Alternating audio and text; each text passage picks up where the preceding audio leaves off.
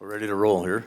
Welcome to June 3rd, 2025 meeting. Please silence your cell phones, pagers, and other electronic communication devices. Agendas and speaker request forms are located in the back of the chambers. The commission utilizes the speaker request forms if you would like to speak on an item.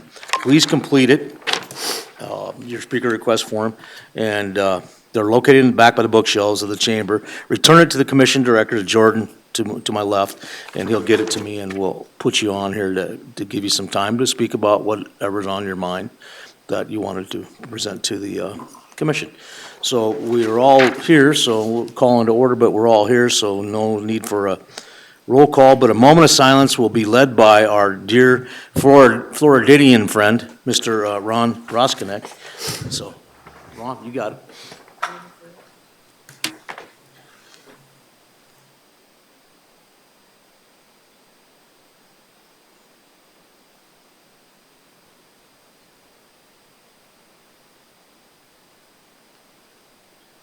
Thank you. I pledge allegiance to the flag of the United States of America and to the republic for which it stands, one nation, under God, indivisible, with liberty and justice for all. Thank you, Commissioner Ron. Appreciate that. Every time we do the Pledge of Allegiance, it reminds me of the people that served in our community and our country to give us this opportunity and give us the rights that we have. So today we're going to review and approve the agenda. I know that item number 12 has been requested to be removed from the agenda, so that will be needed to be included in the motion. So is there anything else that needs to be removed from the agenda, or questions on the agenda? We can answer them now, or I'll look for a motion. And Mr. Chair, yes, sir. I'd move to approve the agenda with the deletion of item number 12. Second. We have a motion by Drews and a second by Durr. All in favor, say aye. Aye. Opposed, same sign. Hearing none, motion carries. And today is a special day for us here at Pennington County. We are going to recognize our new employees. They were here earlier at 8:30, and we all kind of got to meet and greet them. We hope they enjoy their stay here with us, and they hope they enjoy their job. That's an important thing when you have a job and you spend that much time at it. We want you to enjoy it. So I think they all went back to their prospective place. Okay, so we'll just let that roll, but we do want to recognize them, and if anybody's interested, you can get a hold of Carol. She's our HR person. She handles the most of the recruiting, her and her counterparts in crime there. So moving on to item number 7, consent agenda. The Board of Commissioners uses a consent agenda to act on a non-controversial routine items. The consent agenda is acted upon by one motion and vote of the board. Items may be removed from the consent agenda and placed on the regular agenda at the request of a board member or a citizen. The consent agenda contains the following items. Is there anybody from the audience that would like to remove one of the consent agenda items? Seeing none, we'll move to the commission. Yeah, I'd like to move J. J.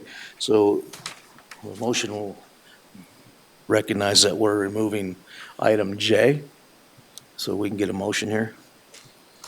Mr. Chair, Yes, sir. move to approve the consent agenda with the exception of item J.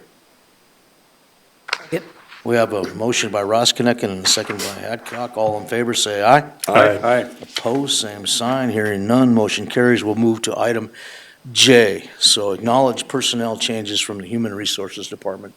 Mr. Durr, did you want Carol? Carol, could you come up, please?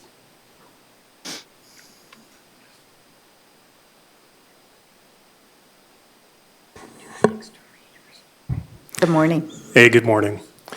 So it's a question that I talked to Carol about, and I was looking at the how the employees are classified. And so on the list, we have new positions. So let's just take the treasurer's office. So the current position is admin support, and they go to a new position, admin assistant. One is a tax and title assistant. They go to accountant 1. And then there's one here that says tax and title assistant, and then tax and title assistant. And it says reclass, but the job title is the same. Correct. What that is within the new hire policy, that they can go up to step 12 within the policy in their first 12 months. So that's what they've completed training in that particular case as a new hire. And so within the first 12 months, once they've completed that training, then they can go up to step 12 on the Okay. wage scale. All right. So as I look at a couple of these, like this one, for example, I wouldn't see it as a reclassification because they're holding the same position. I would list it as a step increase, if that's the case, and show it as a step increase.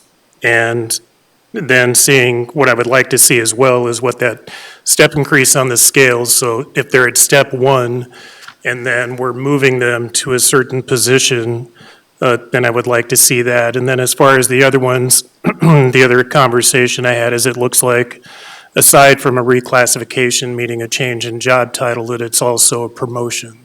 Correct. Okay, so when there are promotions, I would like to see promotion listed out. And it's a conversation that as we go into the personnel for the 2026 budget, part of the conversation I learned when I asked these questions is I was asking, example, if we have an admin support in the treasurer's office, we have an admin assistant, we have a title and tax assistant, we have an accountant 1, how many of those positions within that department are budgeted for? So if we hire somebody at a tax and title assistant, and then we're going to move them to, or an admin support, pick one of these, and then we're going to move them to an admin assistant, then we're going to move them from tax and title assistant to an accountant 1. So out of all those job descriptions in the treasurer's office, how many of those positions exist? And could you explain that? Right. Up to this point in time, what we have done is each department or division has had X number of FTE that are allocated, and it's been more up to the department head within their budget as far as how many FTE went into any of those positions.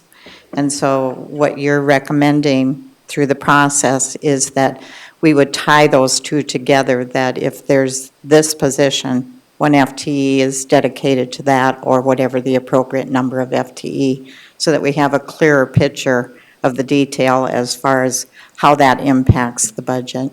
Right, because my point on this is you can't budget for that. And so when you have basically, let's just say 10 job descriptions and 30 employees, as you go higher up the scale, you could readjust those employees to those higher paying positions in a reclass. And when you do that, that's my question about what that process is. And then as we're setting the personnel numbers for 2026, how do you budget for that? And so the FTEs are set by the board, and that's a process as we're calculating personnel for 2026 that I would like to see, that we're setting the number of positions and saying we're going to fund these amount of positions and these amount of FTEs by department based on this org chart. And if we're going to do anything different, then that would be a discussion to come to the board and say, I want the budget authority to, instead of having 10 people in this position, I want 12, and then explain to us why. Because in the new Tyler Technology software, there's the ability in the personnel module to do a budget by FTEs. And so when you put the personnel in there, you assign, like tax entitled specialist, you would put the number in there saying, I have budgeted for, and the board has approved, 15 of these. And when you get to these upper level positions, the same, we're authorized this amount. And then when you go in to change that in the system, it's going to flag you and go, you're only authorized for 5, not 6, not 7, not 8. And that's the only way you can build a personnel budget, in my mind, to get to some level of accuracy so that we know how we're spending that money. So that's my comment on this. So anyway, thank you. Thank you. And with that, I'm going to make a motion to approve personnel. With motion and a second, all in favor say aye. Aye. Opposed, same sign. Hearing none, motion carries. So, we're moving right along. Take us to the regular agenda items, and this is Speaker request forum is required, a time of the members of the public to discuss or express concerns to the Board of Commissioners on policies and issues affecting county government and its function. Action will not be taken during this section on any issues brought forth that are not properly noticed. Speakers under this section will be recorded in the minutes by name and of interest. And we have a couple speaker request forms, but the chair is going to take a moment to just talk about something. I know that there's been some discussion about the jail and about, I've received several emails on the jail and how it's working. I can tell you that I don't want to say it's a complicated issue because it's not. That's what we're here for, but it is complicated, and there's a lot of working parts that's going to happen with this jail before there's ever a jail built. And one of them is this commission has set itself to not only talk about the jail, but talk about the entire process that takes place that actually involves incarceration from picking somebody up on the street to how they go through the process. So we are going to have public meetings on the prosecution, because that is also under the county's jurisdiction. The defense, which a lot of that is under the county's jurisdiction, as all this affects how this jail happens, where it is. There are some immediate needs for the jail infrastructure that we have to, there's no way around them. But that being said, I'm going to ask Brian to come forward. He's got a couple dates that he wants to deliver to you folks about whoever's interested, and the people listening, I hope you're interested. And the one thing I can say, I'm happy that people are being involved in the process, because this commission up here does not want to make a decision in a vacuum or in a bubble. We want participation from the people that are going to be footing the bill for this, and the people that are also going to be, being protected by the safety of incarcerating bad people. So with that being said, I'm going to ask Mr. Mueller, can you give us I don't want to hold discussion. I know you're going to go into that later, but I want you to just tell us dates and times of meetings that you'll have that we want people to come in and participate and give us their thought processes. Not that we're not going to eliminate anybody today. We want to hear what you got to say, but I want Brian, go ahead. Thank you, Chairman. Brian Mueller, Pennington County Sheriff, and I appreciate having just a couple minutes to talk on the front end of this. And I had an opportunity to visit with a few of the folks that came here today to share some concerns over the jail project. And I do really appreciate the public's involvement in this, because it's going to take all of us to make this project successful. And we want to hear from everybody, whether they're concerned about it, they support it, whatever that looks like. And part of the process that we set out on when we went down this is we're working through getting some of the final numbers back from our construction team that's working on this project. And we've set the first public meeting. We're going to put a public announcement out next week, but the first public meeting is going to be on July 15th from 5:30. It starts at 5:30 and it'll go, hour and a half, 2 hours, however long we need to take. And that's going to be at Monument here in town. And we're working on the second date and location for the second meeting. We'll have at least 2 public meetings, not counting the times we bring the items back to the county commission for any consideration from the commission. There'll be other, obviously, opportunities for the public to weigh in at that point too. So at those meetings, the way we're going to structure them is to do some information on the front end from a lot of our partners that have been working on this project. Also, I hope to be able to hear from the presiding judge, the state's attorney, the chief of police, because they're all partners in this project, and very obviously jail bed space has a big impact on public safety, and they're all part of our team. So we'll hear from them. We'll lay out the details and the direction we would like to go with the jail, and leave plenty of time for the community members to provide input at that point during both of those meetings for sure. And like I said, also at the notice meetings before we bring any action back to the commission late this summer. Thank you, Brian. And I just want to reiterate, July 15th, the Monument, not the hospital, the Civic Center, and it's 1:30 to No, starts at 5:30. I think we're scheduled from 5:30 to 7:30. 5:30 to 7:30, and then, but I think that it's also fair to say we're going to kind of take a different approach. We're going to get everybody down the line that's involved in what happens to finally people get into the jail. As he mentioned, the judges and the police department and everybody that plays a role in this. This is just all not one responsibility of the sheriff or the commission to build a jail.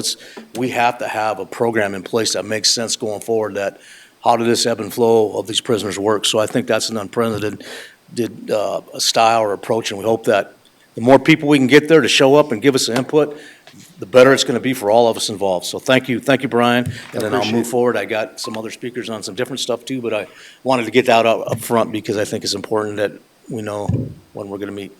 Thank you. And also, I'm available if any other groups want to have a personal presentation to their groups. Davis and I are happy to go out and visit with them too. So I've done that with a few smaller groups, and we'll continue to take any opportunity that we can to go connect with the people that we serve, be able to provide some information as to what the direction the project is going, and receive input so we can help shape that, because this truly is a project for our entire community and those that we serve. So thank you. And everybody involved. Thank you, Brian. Mr. Okay. Chair. Yes. No, I might add that I think we all agree that we're going to need additional jail space, but I think we also, part of that discussion's got to be the current condition of our existing jail, which is in dire straits. Right, yep.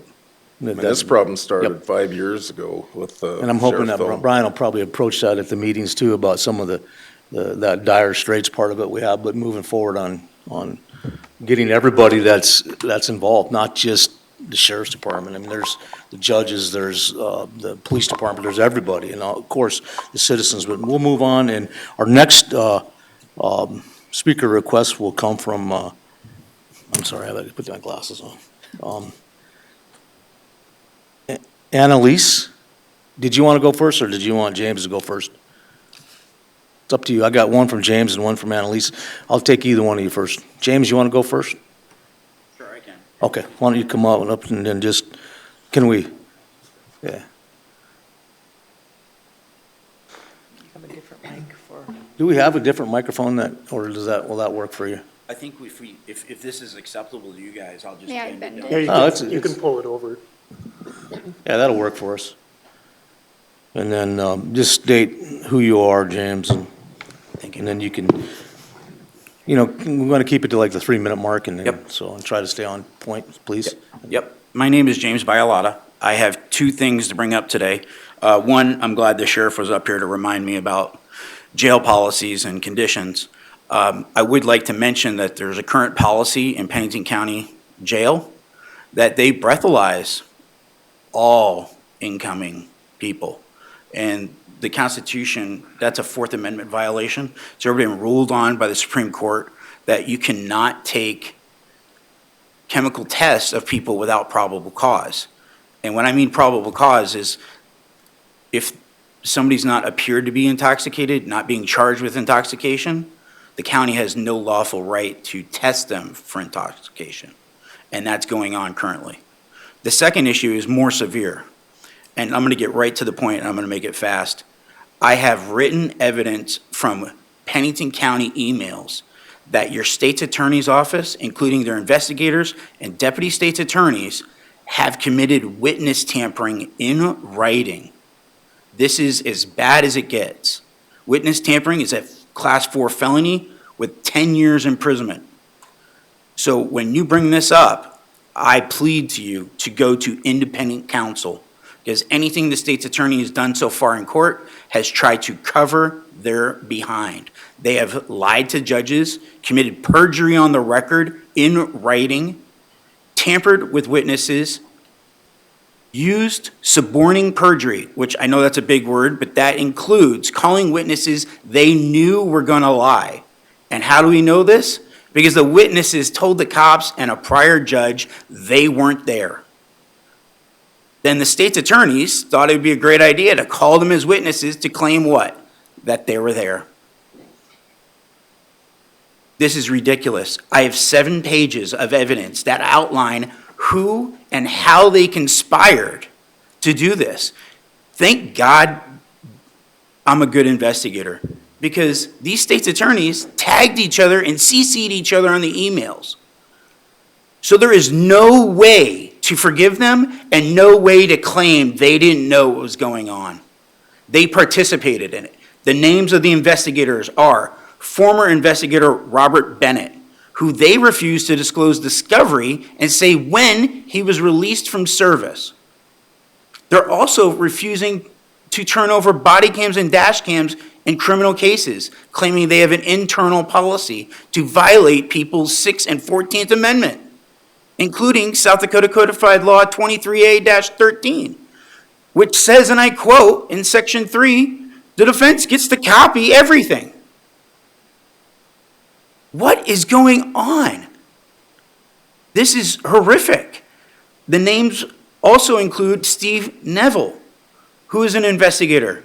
Deputy State's Attorney Rachel Lindsay was involved directly in witness tampering. Emma Kowalski-Ferrand helped re-coordinate the witness's testimony to match other witnesses. And this was all captured on video as well, that Steve Neville said it was by the senior deputy state's attorney and Laurel Rutzel's direction. You've got a serious problem. I know there's law enforcement among you. You know what Giglio and Discovery is. And if it's not being turned over, you're looking at the largest class action case this county would ever see. Because they say, and I quote, they're doing it to all pro se defendants, which is going to be directly affecting more poor than the rest. This is a discrimination tactic, and it's a violation of the Constitution. It's got to get handled. I ask you put it on the agenda today and discuss it in chambers. Thank you very much. Thank you, Mr. Belanelo. No, she's your daughter. Does she want to speak, or do you want to? No, she wants to speak Okay. too. Do you want to stay there with her while she speaks, or make her feel more comfortable, or is she okay? Either way, we're fine.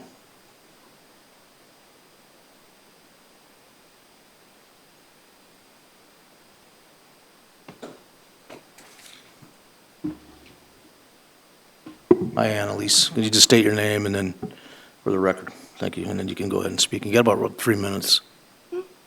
My name is Annalise Bialotta, and I'm talking on the state's attorney's office as they have infringed on my 6th and 14th Amendment by refusing discovery for me to use within court, and I am a minor. And then they also refuse to give any to my parents as I am a full-time student and I cannot access it within school hours. Thank you. Thank you. Thank you, guys. Okay. We'll move on to the next. We have,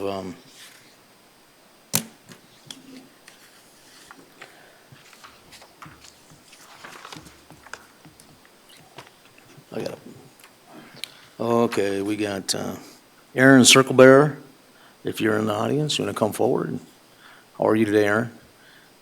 Just give us your name and, then we'll give you roughly 3 minutes. Good morning, Commissioners. Good morning. Good morning, Ron. Good morning, sir. My name is Aaron Circlebear. I'm here to talk about the jail. Please excuse the shake. I was a law enforcement officer, criminal investigator, law enforcement administrator for 15 years, and Navy veteran. I grew up, born and raised in this community, right there in the valley. In my time here, it's a good community to raise kids, a good community to retire. But for the older teenager, young adult, middle-aged adult, there's not a lot to do in this community. And there really hasn't been. I remember when I was a little kid, we used to go roller skating and stuff, but that stuff is long gone in the past. I have some concerns with this. You got Harris County, Texas. Those of you who don't know, that's Houston. It's the 4th largest county in the country. Population 4.8 million. And they have 2 jail complexes. Total cost to build those 2 jail complexes, $198 million. Pennington County, population 115,000, which is a fraction of what Harris County's population is. And I have concerns because I keep hearing this jail. I didn't know anything about it until I seen the news the other day. And the news talked about how they wanted the city to chip in $1 million for the next 30 years. I didn't know what that was about, so I did a little research myself when I found out this jail complex. And I've talked to a lot of people in this community, and nobody knows anything about it. I have very strong concerns where we can fund that $168 million to programs for the younger, the kids, for the adults. What can we do to keep people out of jail? I know jail is a big moneymaker in this country. So it's just my concerns. I think that we can do better. And if we want to move forward with this jail complex, I strongly believe it needs to go to a vote for the community, more than just community meetings for them to talk about. It should go to a vote.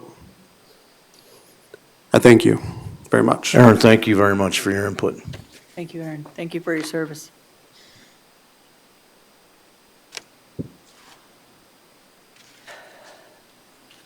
Next person we have is Cora Van Loan. Cora, just come to the podium and state your name, and then we'll give you roughly around 3 minutes. Appreciate you showing up today. Hello, my name is Cora Van Loan. I lived here for about 7 years. Came from Seattle. Grew up in South Dakota, though.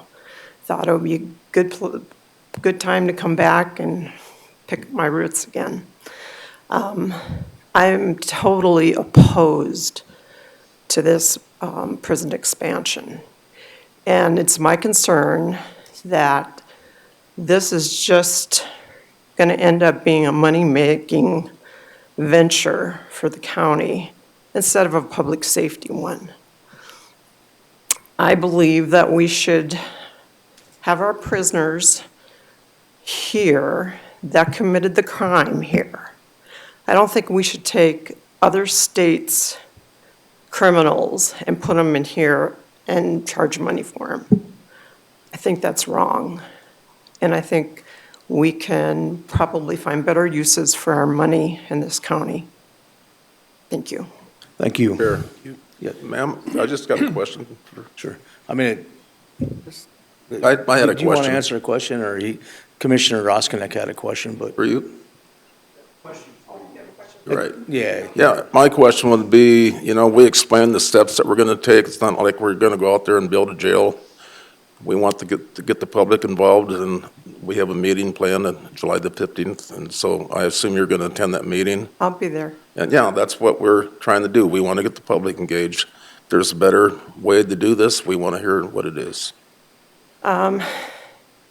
I don't know, I think social media is the best way to get the word out anymore because people aren't buying newspapers and I wouldn't have known about this if it wasn't for Anthony and his action group. So I think if we can get the word out, Absolutely. through I social media. encourage you to let people I know. will. I We want to be will. transparent about this. I'll bring a few people with me. Thank you. Thank you. Thank you. Then we go to Kirsten Mitzel. If you just come forward, Kirsten, and Turning in a form for a friend also. oh, okay, you got another person? Good morning, Commissioners. My name is Kirsten Mitzel. I am a Pennington County resident. You guys have all seen me here before. I am speaking on my own behalf. But I do have some serious concerns about this jail expansion. As we've discussed, we're looking at about $168 million, which is a very hefty price tag. And that's something that's very concerning for this community. We're already struggling. We see high taxes, high property taxes. We see a lot of community members that, are struggling to make ends meet. And, we're going to double the size of our jail. So I'm looking forward to these informational meetings and seeing the statistics, because it's been quite hard to find some of that information. It's posted sometimes on the agenda packets and things like that, but it's thousands of pages to sort through and try to find that documentation. So if there was a more centralized location for this jail expansion, I think that would be fantastic. For that information, I've looked at studies, but they are decades old. So new studies obviously need to be done. But I think we need to seriously look into what this cost is, if we can house prisoners elsewhere, if we are taking federal, county, or state prisoners from other areas, maybe for the time being, they need to be dispersed back to those communities, and then we can repair the infrastructure in our jail rather than having to expand. I know we do get money for housing those inmates, but, I think that might be worth the little bit of a budget cut for the moment to be able to repair our infrastructure and get us back up and running, rather than expanding and doubling our jail, availability and creating 600 additional cells. I also think we need to really look at diversion. If you look back at statistics that I've looked through, a lot of the offenses are minor drug offenses. They're misdemeanors. They are not bad people. They're just people that have made mistakes. And if we can look at diversion programs and helping them to get a hand up and maybe get control on, their addiction or struggles that they're having, whether it be homelessness or, just struggling with that addiction, I think that's an important aspect to take into consideration as well. So again, I look forward to these informational meetings, and I appreciate your time. Thank you. Thank you, Kirsten. I wanted to add something too, because I know that that's a big issue, as we talked about. We're going to look at the whole entire system. Today, we had new employees. We had, I think it was either 3 or 4 new addiction recovery personnel that we hired to help attack this addiction problem that we have in our community that's running rampant, and it's running rampant. It's a sad situation that we're losing our young people, like the other fellow had mentioned, that the young people, and we're losing them to addiction. And it seems to be really complicated, but we did hire on 3 new addiction recovery people that I met today out here, at least 3 of them, so, and we appreciate your input. And then we have one more, Todd Trask. You get some rain out there, Todd? No, I shouldn't even ask, because I know you're a rancher. Ranchers never get rain. It rains everywhere else but on their property. Isn't that the truth? Yes. Yeah, and you never get too much. No. Well, I'm here this morning to ask you guys to put this on hold. I think it's a horrible, horrible idea. We can't afford it. We absolutely cannot afford this. Our property taxes are at the breaking point right now. And if our jail, I'm thinking we're having trouble staffing what we got, let alone doubling the staff. And I just think if this is something that has to be done to house prisoners from other counties, federal prisoners, then the price to stay here needs to quadruple or go up 10 times to pay for it, because the citizens here should not be asked to pay for prisoners from other communities. If this jail is plumb sufficient to house all the prisoners Pennington County could ever hope to have. And so I'm just asking if you guys are bound, determined to go forward with this, at the very least, it needs to go to a public vote. Then there's no question about where we're at. So, if there's any questions? No, we appreciate your concerns, and I can guarantee you, like I mentioned earlier, this commission here is bound and determined to look at all avenues, sort of an unprecedented attack on, and we understand the property tax situation, how it affects everybody. We just went through all the assessments that happened. We're going through a budget in an unprecedented manner right now, as you may know. We're dialing in the nickels and dimes. It seems crazy, but we're doing it. We understand your concern, and it doesn't go on deaf ears here today. I appreciate that, and I appreciate your time. Thank you. You bet. Have a great day.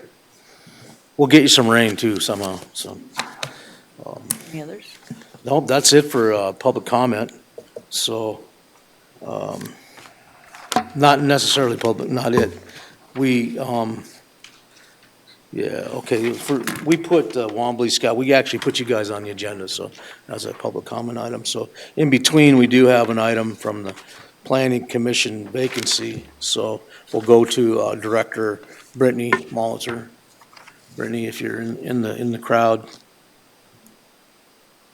And this is candidate recommendation from interview committee and interview by Board of Commissioners. And I understand today that some of them couldn't make it here today, or? Correct. There is one that's here. I believe two could not make it today. But we did have the interviews last Wednesday. Commissioners Durr and Drews were on the interview committee, along with Planning Commissioner Charles Johnson. They did make a recommendation to this board based on those interviews. The interview questions are in the packet as well. And then the candidate is here to open up for any questions that this board may have for him. Okay. Is there? Do we have a motion? No. There's no. Yeah, this is recommending you can't take action on it at this meeting. Okay. And then I believe that the one individual that is on the list, Kurt Huss, he is traveling, and so when we did his interview, it was by Zoom. And we had told him that on the June 17th meeting, he had an opportunity to come forward and speak and introduce himself to the board, so we would not take any action on this until the June 17th meeting. So is Kurt Huss here then? No. No, Kurt- that is the one, so the one Matt's that is 'cause I here. know- Yeah, the one that is here, that would, I think would be, come on up, Yeah, Matt. Matt, come on up and just give us a little information of why you want to be on the planning committee, so. Good morning, Commissioners. The main reason I want to be on the planning committee is through my experience with West River Electric, I've been employed there for 26 years through a lot of that operations and a lot of planning that involved work there. With that, I believe I can help incorporate that into the planning at the county level. I just believe that is my civic duty to help wherever possible. So. Thank you. Mr. Chair, Yes, and we all have a copy of your application, so. so I might point out, Matt joined us when we went up to North Dakota to look at that data center. And sooner or later, we know that we're going to be dealing with data centers, so I think I've read your qualifications, and I think you're a good fit, and you got a little bit of an advantage of the other ones because you actually went up there and saw a $4 billion project that is, I don't know what scale it's going to be, but sooner or later, we're going to be looking at one of those in Pennington County. So, Yeah. thank you, Matt. I would agree. Appreciate that. Is any other questions for? No, it's just a comment that I have that Matt sits on, we just met yesterday, is on our Alternative Energy Committee, and he was a good appointment to that committee. And anyway, his input and what he's been sharing with us as a committee trying to go through our ordinance and to look at our comprehensive plan. I appreciate your input. He's been a good asset to our committee. Chair. Commissioner Hadcock. So Matt, most of it's the time that you have to put into it. You still work. And not, for me, someone being on Zoom all the time, I don't think that tells me they have the time to do the job. Do you plan on being able to make all the meetings? That's going to be, twice a month, Brittany? Yes. I do plan on making all the meetings. I've already cleared that through my employer, West River Electric, and they have okayed that. Okay, and Matt, what other interests do you have besides, we don't just do data centers? We Yeah. don't just do electric stuff. There's many different areas. And have you been on other boards besides this one before, if we decide to put you on this board? Yes, I've been involved with boards through Box Elder and then also my local church. And that's, so yes, I've been involved in other boards as well. Planning and, okay. Yep. My main area is that it's not just because you're with the electric company and you'll know about data centers and stuff.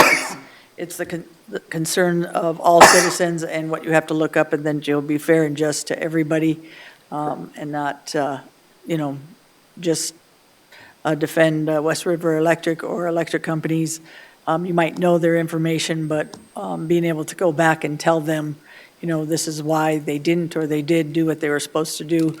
I find that it becomes a conflict a lot of times when you have people that have areas of concern, they join boards, and then they end up not being able to vote and ask the right questions because they don't, they have that job. So for me, that's a huge concern. Are you going to be able to understand, and do you understand what I'm saying? Yes, I do. Okay. And I agree with that.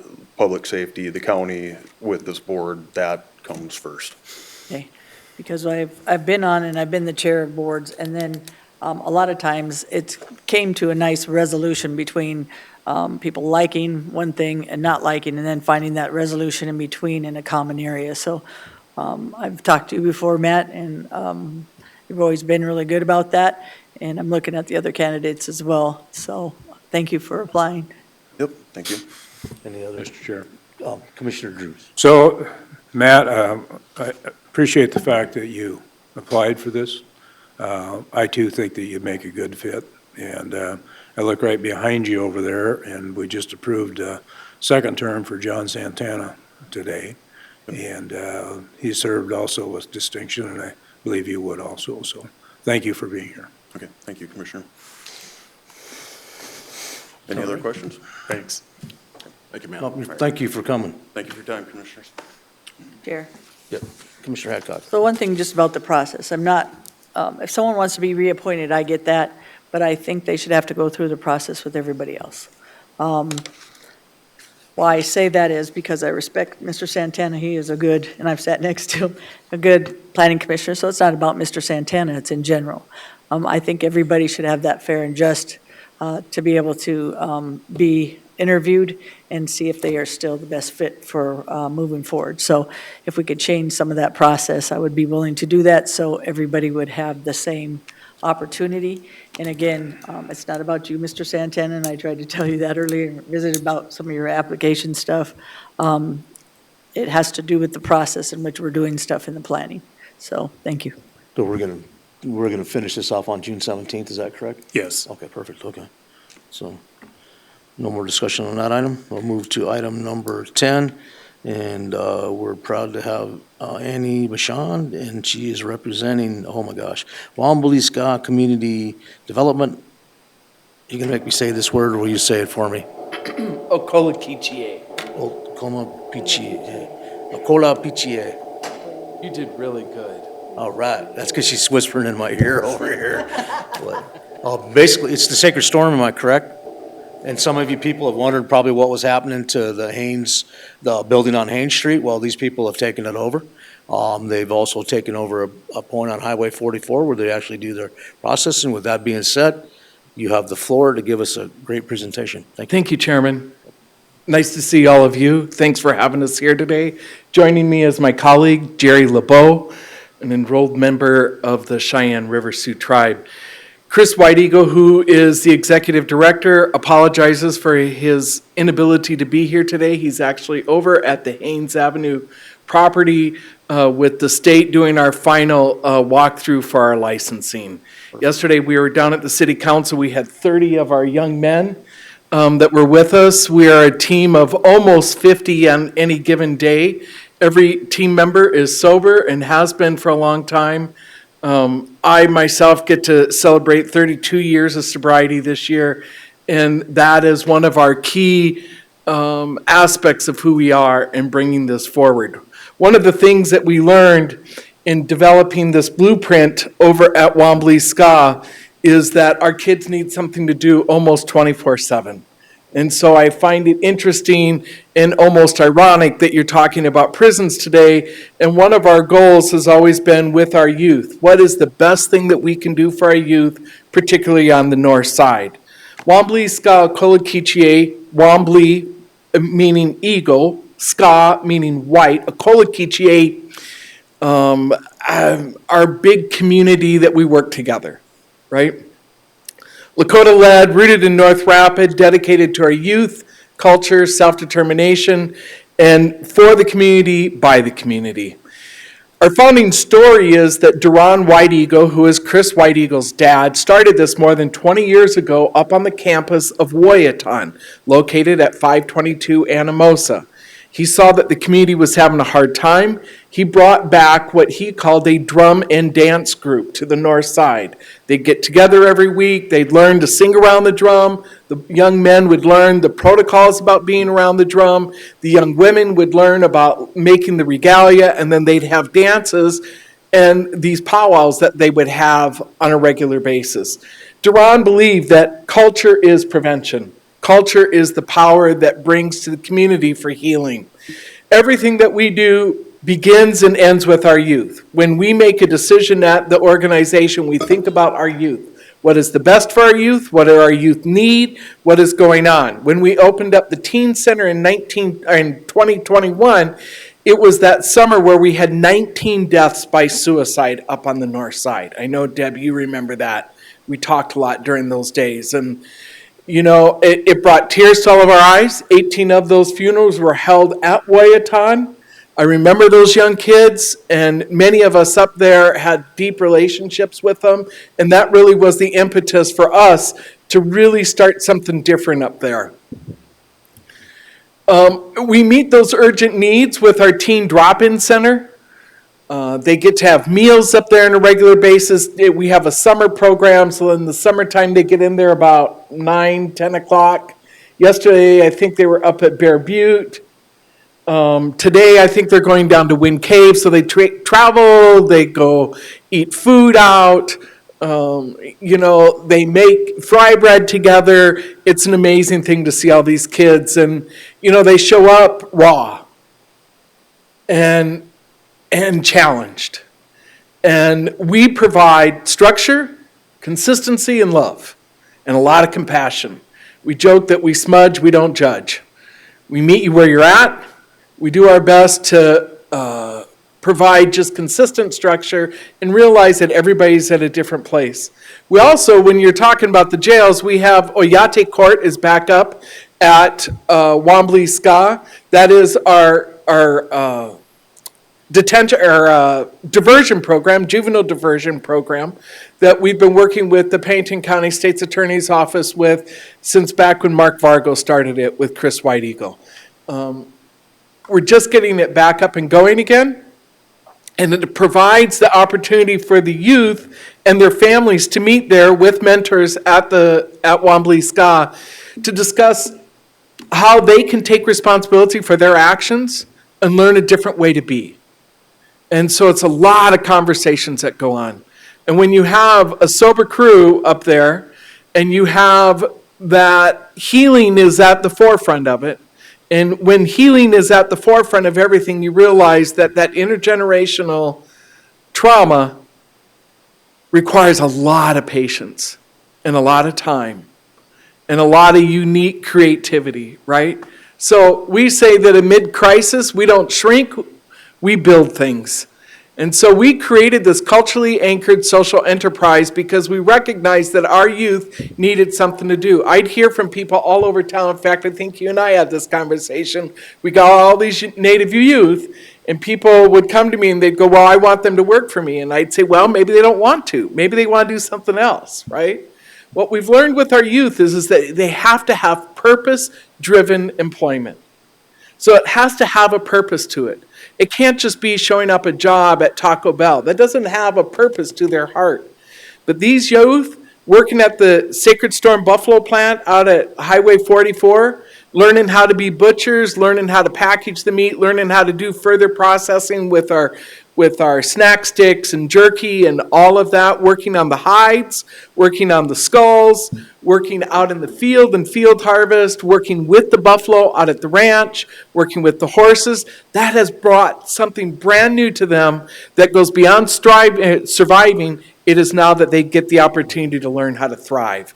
So out there, this is a fully indigenous, it is the only fully indigenous, native-run workforce development offside any reservation in the country. Let me say this again. This is the largest workforce development of a native organization off the reservation in any part of the country, and it's right here in Pennington County, right in Rapid City. We've trained more than 50 young men in this process. We continue on all the time. We have young interns, we have apprentices, we have supervisors, and they were just up in Crow Creek now. They went up there to help the Crow Creek tribe up there with their harvest. They've been over at Rosebud, they've been down to Oglala Sioux tribe, they've been over to Custer State Park. It's amazing. Now, people are calling us to have our crew go out and help them. We also have the only mobile harvest unit that can go out. Our mobile field harvest truck can go out, and we can have 20 head of buffalo on that truck when we come back. So that's a lot of weight.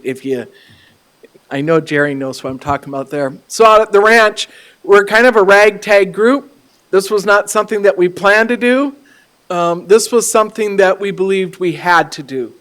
There is an interesting challenge going on in the buffalo industry right now, in that the only way that you can build buffalo herds is that you do not slaughter your cows that are 2 and 3 years old, right? You got to grow out the herd. And so because the price of buffalo has increased so significantly, there's been an increase in the harvesting of them. So we knew that for our long-term sustainability, because our goal is to be self-sustaining, right? It's not to rely on government grants and all that. We want to be a self-sustaining nonprofit through our own endeavors. And so that meant that we had to develop a ranch, and it went from having 5 cows to 5 buffalo heifers to more than we thought we were going to have. So we're in the process of needing land. So anybody know of any land leases, let us know, right? So out at Sacred Storm, so this is the big grand opening, June 7th, this Saturday at 10 o'clock. The ceremony will begin. It's in the old Loaf and Jug on Haynes Avenue, 1601 Haynes. That Loaf and Jug was desolate and graffiti-ridden and challenged and been abandoned for quite some time. We were able to secure it, worked out a really great deal with the owner. We're greatly appreciative to them, and renovated the entire thing. So much so that the city swore that we added buildings to it. We didn't. We just cleaned it all up and added landscaping, and it's really an amazing project. Our food truck will be down there. We're not moving our food truck around town. That's way too much work. It takes about 4 vehicles to move that whole production. So the food truck will be there on our property. We have Chris White Eagle and actually Mark Vargo's going to be back in town on Saturday. The two of them together will be chefing in the truck together. And it's a unique menu that is all buffalo centered, but something that nobody else in town is providing. The other thing that we have available at the store, besides we'll be selling our buffalo there, will be all of our snack sticks, our bratwursts, our sausage, our hot dogs, which are fantastic, by the way. And then we also have a tallow-based Pretty Pink Buffalo line. So that was started by Juliana Steidley, that's Chris's daughter. And she came up with this. So it's an entire line of products called Pretty Pink Buffalo. And we have t-shirts that say Real Warriors wear Pretty Pink Buffalo. So we have a whole line for men as well. And then we have our robes, our buffalo robes, painted skulls, our drums, all made with that Northside talent. So the Iron Hoof Grill, as I said, Chris will be chefing there. The food truck, this is another part of our workforce development, gives them an opportunity to learn the retail. All of this is run with mentorship from us with our youth and them learning how to do all of this. Served up with pride and presence and a whole lot of opportunity. So we believe culture, healing, and purpose. When youth have jobs with purpose, they build legacies. Families are reconnected to ceremony through food, and every enterprise is a vehicle for healing, dignity, and leadership. We're a model for the nation. We're a blueprint for indigenous self-determination, culturally rooted economy that is constantly in motion. And we are proof of what happens when a city invests in its people. We're a vision for the future. We want to continue to launch out our products moving into wholesale and regional distribution, moving into permanent housing and education. We have one Warrior Housing out by the plant right now that can house up to 18 Warriors.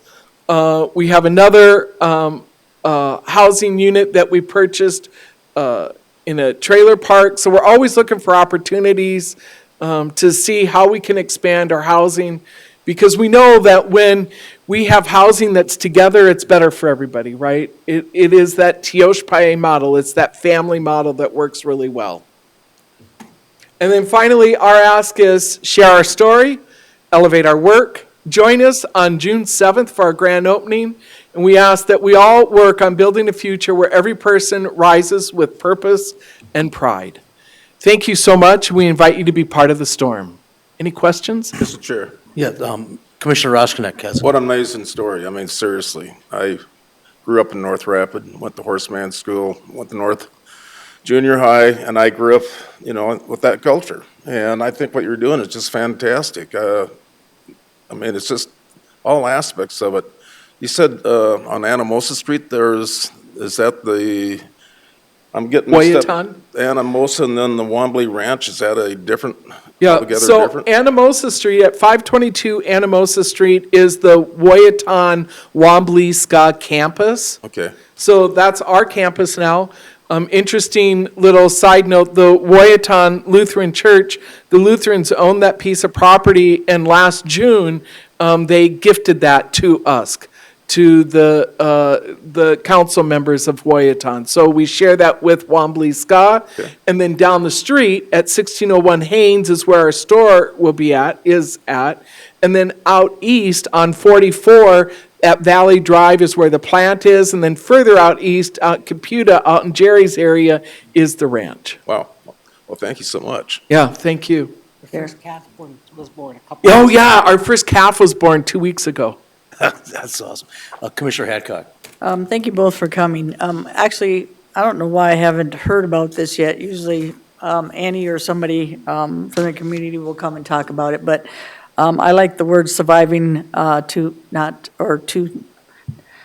just surviving, but thriving. Northside, that's a pretty tough thing to say in a good way. Grew up on the north side as well. Know the culture, know the people, I tell people. When you know the culture, you understand the people a little bit more, a lot more, and then you have more understanding of that culture is what makes people stronger. So you're right. Just knowing when they learn the culture and they know where they came from, whether it be youth or even adults in later age, they become stronger people. So I like that. Like I tell people, when they're talking about Native American or people in general, know the culture, know the people, and you'd be surprised what you're thinking changes your mind about really the aspects of that person or that culture. So I'm pretty excited to see this thrive. It's going to be huge for the north side and in general, our community. If this works, it could change a whole culture in our community about our people that live here. So you two are two strong women. I'm thinking that's going to make a huge difference as well. And I like the sobriety part of it, because if they're not going to be sober, I don't care who they are, it's going to cause a lot more issues, and that has in the past for many of us in different areas. So I'm thankful for your sobriety as well, Annie, and Jerry, you joining this team. So all well and to your success, and I'll be coming to your opening on Saturday just to see and get excited about what you guys are doing. Thanks, Thank you. Commissioner. Yeah, I'm just going to say, it's a great job. And I know it's a lot of work, and I do enjoy driving by the buffalo herd every day. So, It's cool. yeah, and, it's kind of interesting when you see the buffalo schools. They were right off the road, and then I see it moved them further north. Was anybody taking those schools, or? No, we set them out there because, so we have a whole protocol for ceremony, and of course, ceremony is beginning. This is ceremony time now, so all those skulls were set out for people to come pick them up, because we had them in on Valley Drive, and the neighbor, so there was a whole right. kerfluffle, and so that's why they went out there, and then we had phone calls about that, and anyway, they were out there specifically for people to pick up. All right. For the record, Commissioner Durs property gets no rain either, so. No, Commissioners? no joke. I mean, when you talk about that, Farmingdale is like the eye of the storm. Everything splits and goes around, and 3 miles to the south and east, it's dropping water. To the west of Farmingdale by Caputa, it's a wall of water. To the north, it's a wall of water. And then we're in that little triangle, and it's about as dry as a gravel pit. So, Thanks, Commissioner. Commissioner Drews, did you have anything? Or? Nope. Okay. I just want to say thank you. Thank you for reaching out. I agree with everybody, what they said up here. You got a couple people here that lived in the north side for a long time. They've seen the difference that you can make. Accountability, responsibility, culture, and purpose-driven is amazing. I wish you all the luck in the world and whatever we can do to if there's a point in time where you guys are ready to really move that culture forward, the community could really use it. I've spent some time over in New Zealand where the Moai population does the same thing, and they showcase their culture, and they're all native Moais that are doing it, and you have to wait for days and days to get tickets to see how they operate in their culture. So I appreciate what you're doing, and thank you guys. I just have one more comment. This is excellent. So the slides in this presentation, who did the work? Wow, Good. that That's great. it was amazing, actually. Yeah, So- I agree.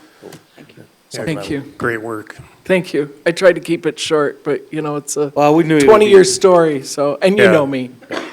So Thank you all. Thank you very much. Thank you. Thanks. we'll move on. Just a follow-up comment. Yep. I too was born in North Rapid. So, Were? yeah, Yep. my mother had a little house up in North Rapid. That's where I was born. That was like 1930 or? Close. Yep, close.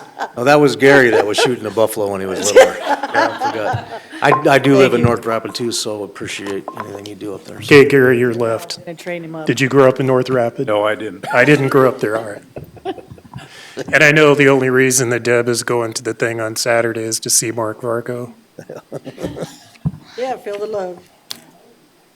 Okay, this item's from the auditor. Cindy Moore, new license for retail off-sale malt beverage and South Dakota Wine Farm Campfire Cabins. This is like the second or third time this one's been on here? No, not for campfire. Oh, something new or whatever? So, Campfire's new. It's do we have a just you've motion seen on lot this of- then, or No, does somebody need to ask she's Cindy coming up. anything? Cindy, you come forward, I don't, At least, I mean, she's here, at least give her we the go through this, opportunity. we'll go through the motions, so, Here I am for you to Okay, go through the remember. motion. Cindy, Yes, I just Mr. have a Chair. question. Okay. Did you grow up in North Rapid? I did not. Okay, I grew up in South Rapid. all right. okay, He did. perfect. Okay, can we get a motion here? Can I explain it? You gonna explain it, or you It's want just, to? it's an on-off-sale liquor license. Yeah, the new retail on-off sale for Mr. campfire Chair. cabins. I'll go ahead and make the motion. Second. I have a first by Commissioner Roskinek, second by Hadcock. All in favor, say aye. Aye. Opposed, same sign. Hearing none, motion carries. Move on to item B. Just look at another wine Motion and to approve. cider license. So Second. I have a motion by Hadcock and a second by Roskinek. All in favor, say aye. Aye. Thank you. Hey, good job, Opposed, Cindy. same sign. Motion carries. Thank you, Thank Ms. you, Cindy. Item 12, we removed from the agenda, so we will move to item 13. Items for Emergency Services Communications Center. Kevin Carley, Director. Telecom Specialist Position Description, and we always love to hear from Kevin. He is, the 911 is state-of-the-art. They're fabulous. They're working with automated, the AI systems, and at some point, we're going to be looking forward to a really nice update on that. But you got the floor. Kevin and Carol, however Yes. you guys want to team. Carol Bancroft, HR Director for Pennington County. So I have the pleasure of introducing this topic to you that Kevin has put together a very well-thought-out plan as far as how to take the business calls and have that at a position that we're proposing approval for as a telecom specialist, which this will allow the dispatchers to focus on those higher skilled level types of calls. So the motion would be to move to approve the telecom specialist position effective immediately at the rating of an S2.2 with step 1 at $21.10 hourly rate. And with that, I'm going to turn it over to Kevin to explain his business strategy. Good morning, Commissioners. Kevin Carley, Director, Emergency Services Communications Center. In 2024, we answered 270,000 incoming phone calls in the center. 64,000 of those are 911 calls, so we answered over 200,000 calls on our business lines. A large part of our workload is dealing with those phone lines that come in. And bear in mind, we're also dealing with radio traffic. We've seen an increase in our calls for service. In 2024, we handled over 282,000 calls for service for our law enforcement agencies, which is a 20% increase over the last 5 years. So we're seeing growth on the radio side. So our dispatchers are being forced to handle both radio traffic and phone calls at the same time. It's very complex. And sometimes it leads to missed radio traffic or errors with how some of those calls are processed. So we're always looking for ways to reduce that job complexity for those radio dispatchers and ease the burnout and things that they deal with. And so one of the things that we want to do is we want to create this telecom specialist position to just focus on answering business lines and doing lower level data entries such as NCIC entries. And the advantage here is that since they're not required to be 911 certified, the training time is considerably less, and they aren't required to attend the state 911 certification. So we can get these people hired and trained and out on the floor answering business lines in a fraction of the time that it takes to do it with a 911 certified dispatcher. And because they're not required to have the 911 certification or the EMD certification, the emergency medical dispatcher certification, we're able to have a lower starting wage. So, and we're asking for this out of existing FTEs. So if anything, it will actually reduce our budgetary costs rather than increasing it. And I believe that will help with overtime too in those cases where events where we're busy, we're answering a lot of phone calls. I think they're going to reduce that burden on the phones. And so we're not going to have to call extra staff in to deal with a phone call. So I think it's a win. I think it's a win-win for us and for the community as well.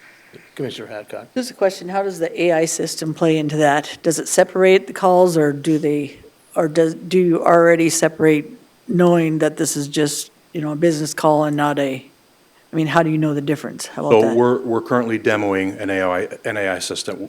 We haven't actually come forward and asked for permission to purchase that yet because we're working with the state's attorney's office on how that record, is it an official record or not, and how is that going to be handled. We want to answer those questions before we move forward. But the system that we're demoing now, every call that comes into the center, whether it's on a business line or on a 911 line, automatically begins to get transcribed. And as it's transcribing what the caller and the dispatcher are saying, it also builds a summary of the call, and it starts to advise the dispatcher. It will send alerts as to this may be a possible mental health call, or it may be a possible suicidal person, or it will separate and build different descriptions for suspects and for vehicles, and it speeds that process up. So again, those aren't decisions that the dispatcher is making. It's helping the dispatcher to do all those things. But currently, the way the demo is working now, all the phone calls come through that system, both business lines and 911 lines. So again, that person would pick up the phone and see, and then transfer it to 911? Right. If it's a call that came in on a business line, which is actually an emergency call, which is not uncommon, that call will be put on hold and transferred to a 911 certified operator, yes. Okay, that's what I kind of want to Okay. know, how you're All right. separated. Sorry. How are you going to know that until okay, thank you. Any other questions? We get it. Motion to approve? Second. I have a motion from Hadcock, second by Dur to approve this, and all in favor, say aye. Aye. Opposed, same sign. Hearing none, motion carries. Thank you. We'll move on to item 14. Right? I'll make a motion to go into executive session for personnel. Second.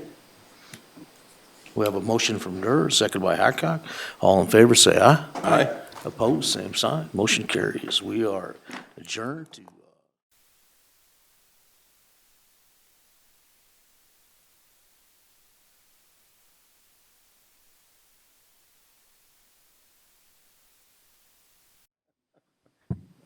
Okay, we're ready to roll, people, so we get a motion to come on to executive session. So moved. Second. Have a motion and a second, come on to executive session. All in favor, say aye. Aye. Opposed, same sign. Hearing none, we are out of executive session. Move on to item number 15, items from Sheriff Brian Mueller, interim promotion of JSC Commander. Move approval? Have a motion from Hadcock? I'll second, but go ahead and. Second it for discussion, and then Brian, you have the floor. All right, thank you. Brian Mueller, Pennington County Sheriff. Appreciate a few moments of your time. Today, I'm in front of you asking to create an interim commander position for John Martin, who's currently a lieutenant at the Juvenile Services Center, for a temporary absence of the current JSA commander. And I would like to make this promotion effective May 25th, 2025, and place Mr. Martin at a PS 5.3, Step 1, at $49.93 an hour for a minimum of 60 days.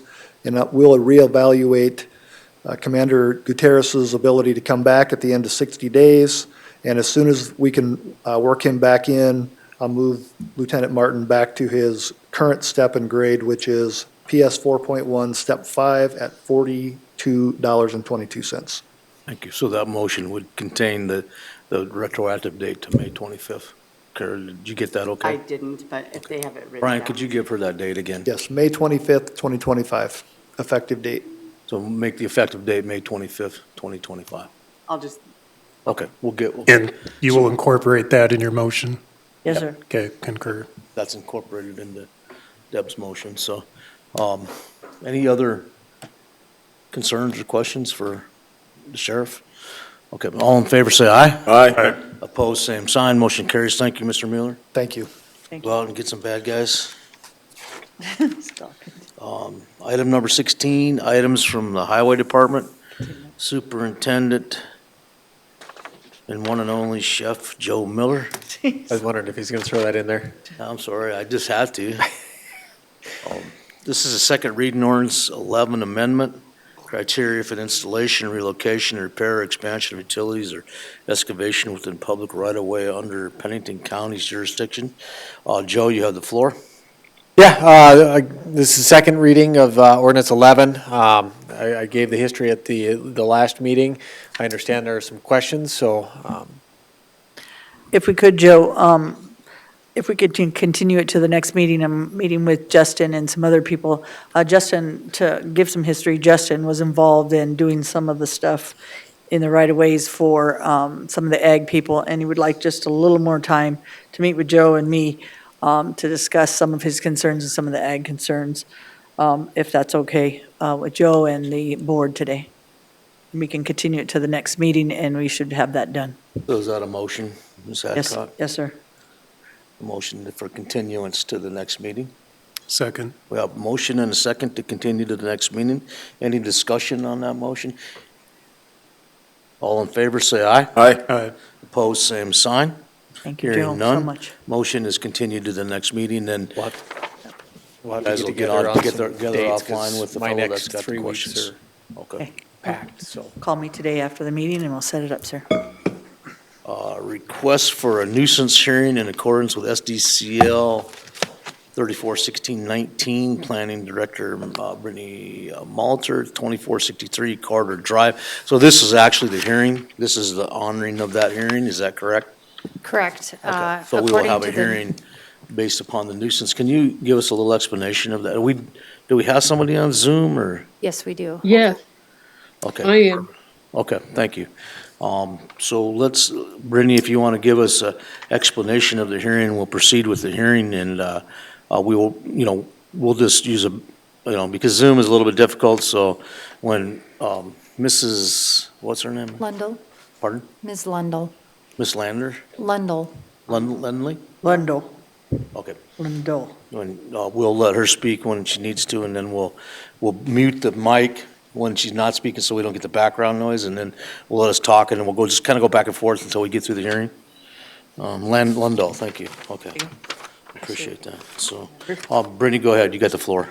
Under the nuisance statutes, once a nuisance is declared or our office finds a nuisance on a property, we do send them a notice in accordance with the statute. And in that notice, it states that either the property can be brought into compliance, it can be abated, or that property owner can ask for a hearing in front of the Board of Commissioners for determination. And Ms. Lundell has requested this hearing based on that statute.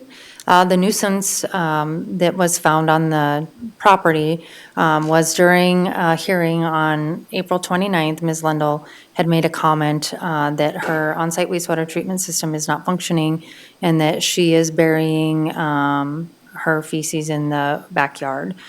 So that was part of the reason that the notice went to her.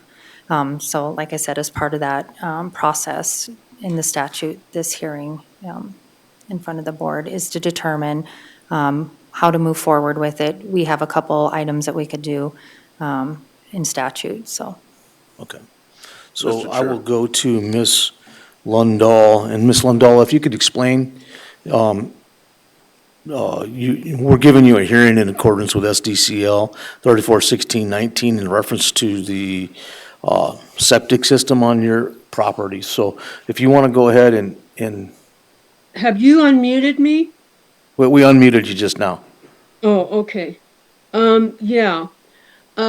I said that at that hearing because, that's part of what I'm doing. I actually take the feces and mold it into the ground, but, this septic system has not worked for the last 6 years. I've had a very, aggressive history with Miss Molitar because she's the one that interfered with the initial septic install.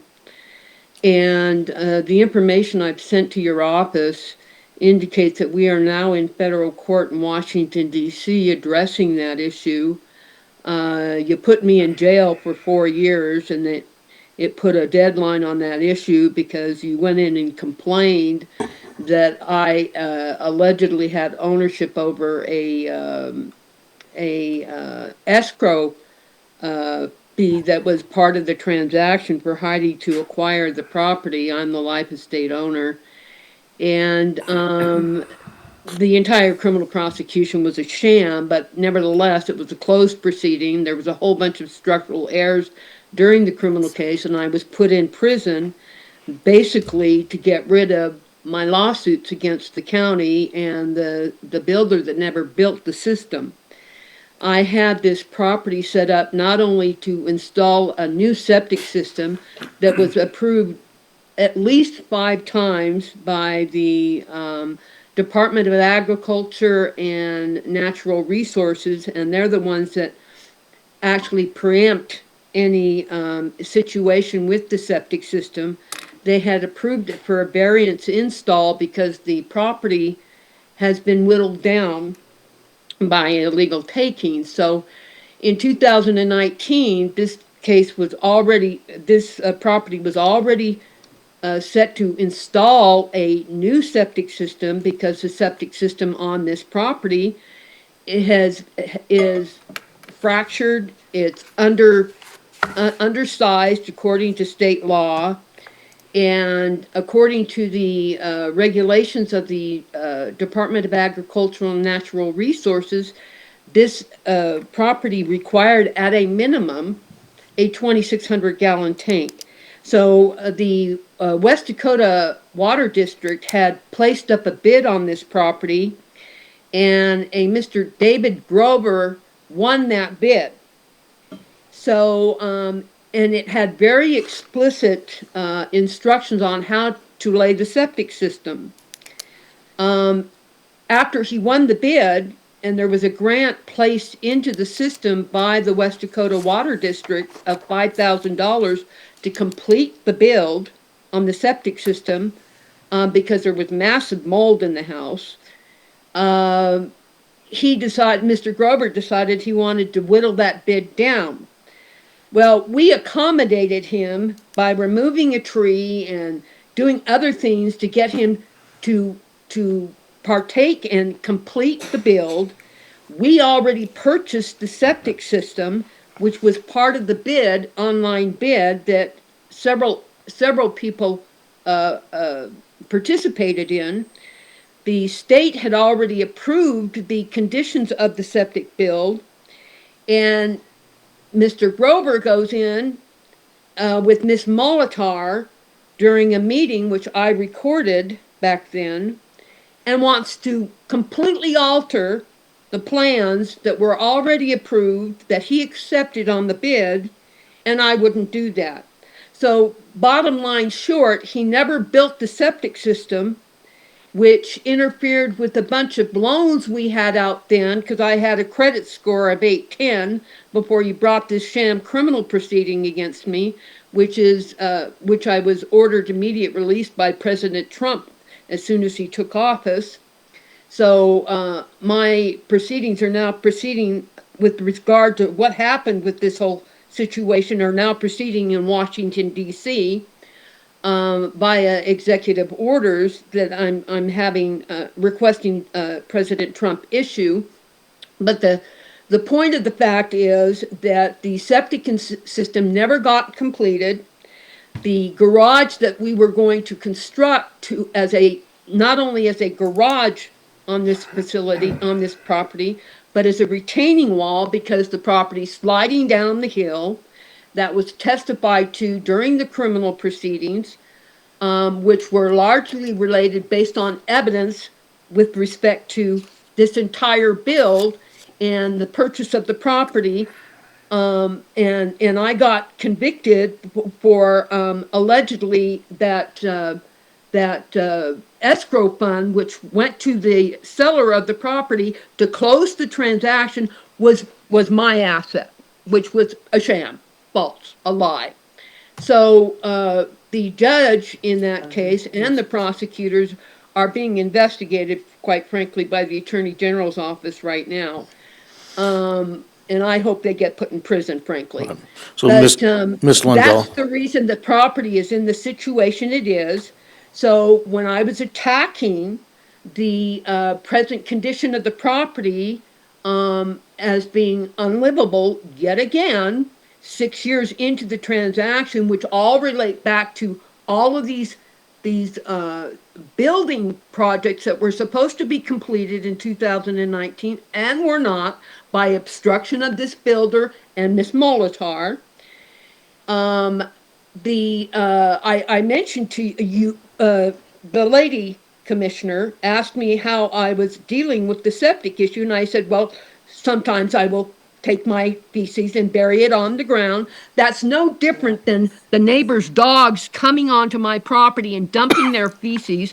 And then, of course, they laugh about it. They're already trespassing on my property by parking their boats and whatnot. And the other neighbor that was put up a spike fence so we couldn't build this septic tank. But I do discharge the feces from other locations, but they want me to repair the septic tank now. Well, we're Right. not going to do that. Okay. What Well, we're Ms. going to Lundell? do yes. I think we've come to a conclusion that you do not want to fix the septic tank, and that's what the nuisance is about. No, So- it's not a matter that I don't want to fix it. You had your opportunity to do that when my credit score was at 810. That's Right. the only way I can qualify the grants and the loans that were put in place back in 2019. That ship has sailed now. Mr. Chairman. You've obstructed all of that. Ms. I have a Lundell, motion. we got Ms. So Commissioner, what Commissioner. we're doing in the federal Okay, commission Ms. is we Lundell. are demanding you take this property back, and you're going to pay us for damages of 6 years of nightmare litigation. Okay, Or hold on one second. Ms. nightmare Lundell, conditions on I'm living going to on mute this you for a property. minute. I'm going to mute you Okay. because we're going to, Commissioner Durr has something to say here, so.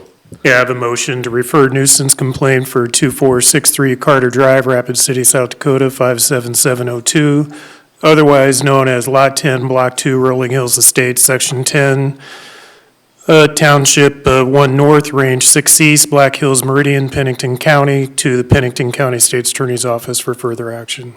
Mr. Chair, I'll second that for So discussion. we have a motion from Commissioner Durr and a second for Mr. Roskinek for discussion. So Ms. Lundell, we're going to give you the floor for a second here. And the motion is to refer this to our state's attorney's office because obviously we're not going to come to a conclusion here with the commission. So go ahead, Ms. Lundell. We're going to unmute you. Go ahead.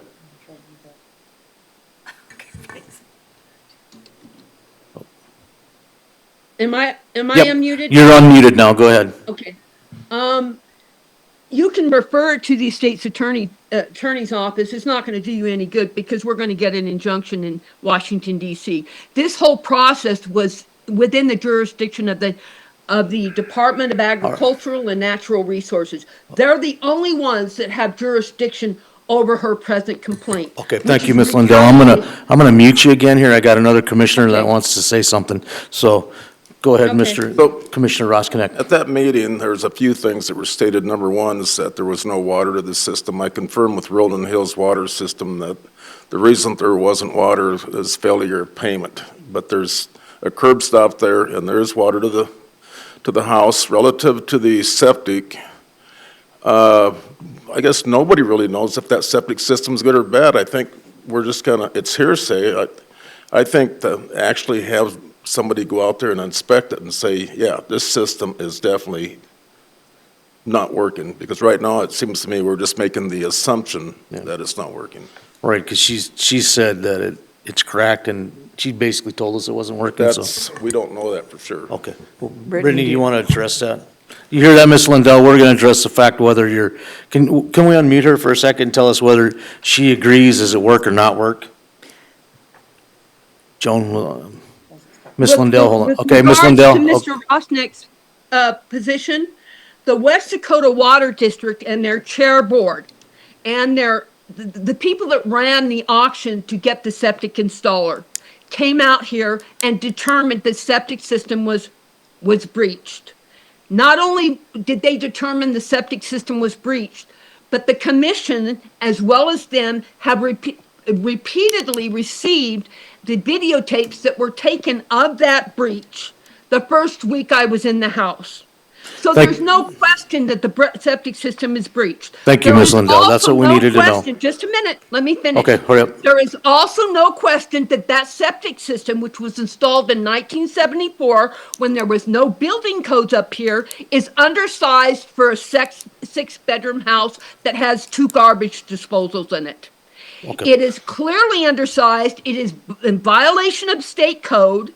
And then with respect to the water issue, I asked them to move the water meter, which is inside my house, outside my house, because the lines were underneath the foundation and they had broken. He refused to do that. This is not a non-payment issue. This is an issue with them not replacing the water meter, which was leaking inside the house because it's infested with mold, which you already have received pictures of. And to take that water meter, put it outside the house, build a French drain, which the Department of Weatherization told us to do. So we already paid for all the supplies to do that, and to install it outside the home. Okay, They thank you, Ms. refused to Lindell. do We're good. that and told You us answered to my build a question. water well on Right, the we're going to property. mute you again, so hold on. We're going to act on our motion. One of the questions came up that, was this septic tank breached? You said it was breached and it doesn't work. So we're going to go with that because you are the one that lives there. So we got a motion on the floor. And is there any other discussion on that motion? I'd like to hear what Brittany has to say. Brittany, go ahead. Sure. The documentation that our office had was prior to the sale. At that time, we required all septic systems to be pumped and inspected. We did receive an operating permit in 2017. It was actually, it looks like April 19th of 2017 from the prior owners. And at that time, during that inspection, the system was functioning. Thank you. So any more discussion on that item? All in favor, say aye. Aye. Opposed, same sign. Hearing none, motion carries. Ms. Lundin, you have a great day, and we are going to refer this to the state's attorney's office. Thank you.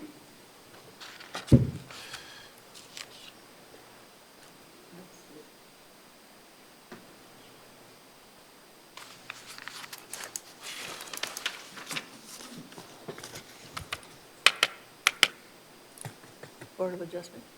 Yeah, we're going to get her off. We're going to say goodbye to you, Ms. Lundell. Have a good day. Thank you. Lundahl. Thank you, Ms. Lundahl. So now do we want to move to convene as the Board of Adjustment? We're going to go to, we're going to go and move into the Board of Adjustments. We have a motion. That's my motion. We have a second. All in favor, say aye. Aye. Opposed, same sign. Hearing none. We are now in the Board of Adjustment hearing, and we are number 18. And let me see 18 and 19, 18. We have a few speaker request forms, so, but we'll allow you to go ahead, and then we'll bring our speakers up here. Okay. Cody Sack, Senior Planner. Item 18A, subdivision regulation variance, COSV 25-0002. It's to waive the requirements to construct a road within a private access easement to ordinance 14 standards. The applicant and landowner is Gary Mitzel. The agent is Andrew Bussey. Location of the property is 24101 Highway 16A. Involves 12.57 acres. Current land use is residential. When we look at variances, we take a two-prong approach. Whether granting the variance would run counter to public interest. It doesn't appear that it would run counter to public interest. The road is 8 to 10 feet wide. It doesn't allow two emergency vehicles to pass. However, after you get past the applicant's property, you run into vacant land and Forest Service land, so there's not a whole lot back there. And the landowner owns 3 of those parcels back there too that are vacant as well. And for the second prong, whether a special condition exists, there is no hardship or special condition that exists that would prevent the property owner from constructing that road. Currently, they're going through the plating process. So they're subdividing that 12 acres into two parcels. The road in question is within this 66-foot wide private access easement. Again, the property owner who is purchasing this lot 2R2 owns these back here. So this access road would access his property back there. And then he owns some other property off of 16 that also has an access road back to that side as well. The staff has received 1 call in opposition to the request. Staff is recommending denial of subdivision regulation variance COSV 25-0002 as no special condition exists. However, if the Board of Adjustment disagrees and approves the request, staff does not have any conditions to include. Yeah. I have a speaker request form from Danny Banks. And Danny, are you opposed to this or you support this? Kind of a double-edged sword here. Okay. I'm neither opposed nor well, in we'll- support of we'll- it. And the go ahead. reason I'm saying this is because I'm here today to ask for continuance of this, simply because I own the property to the south of the road you're talking about, and we have an underground spring that comes above ground at times.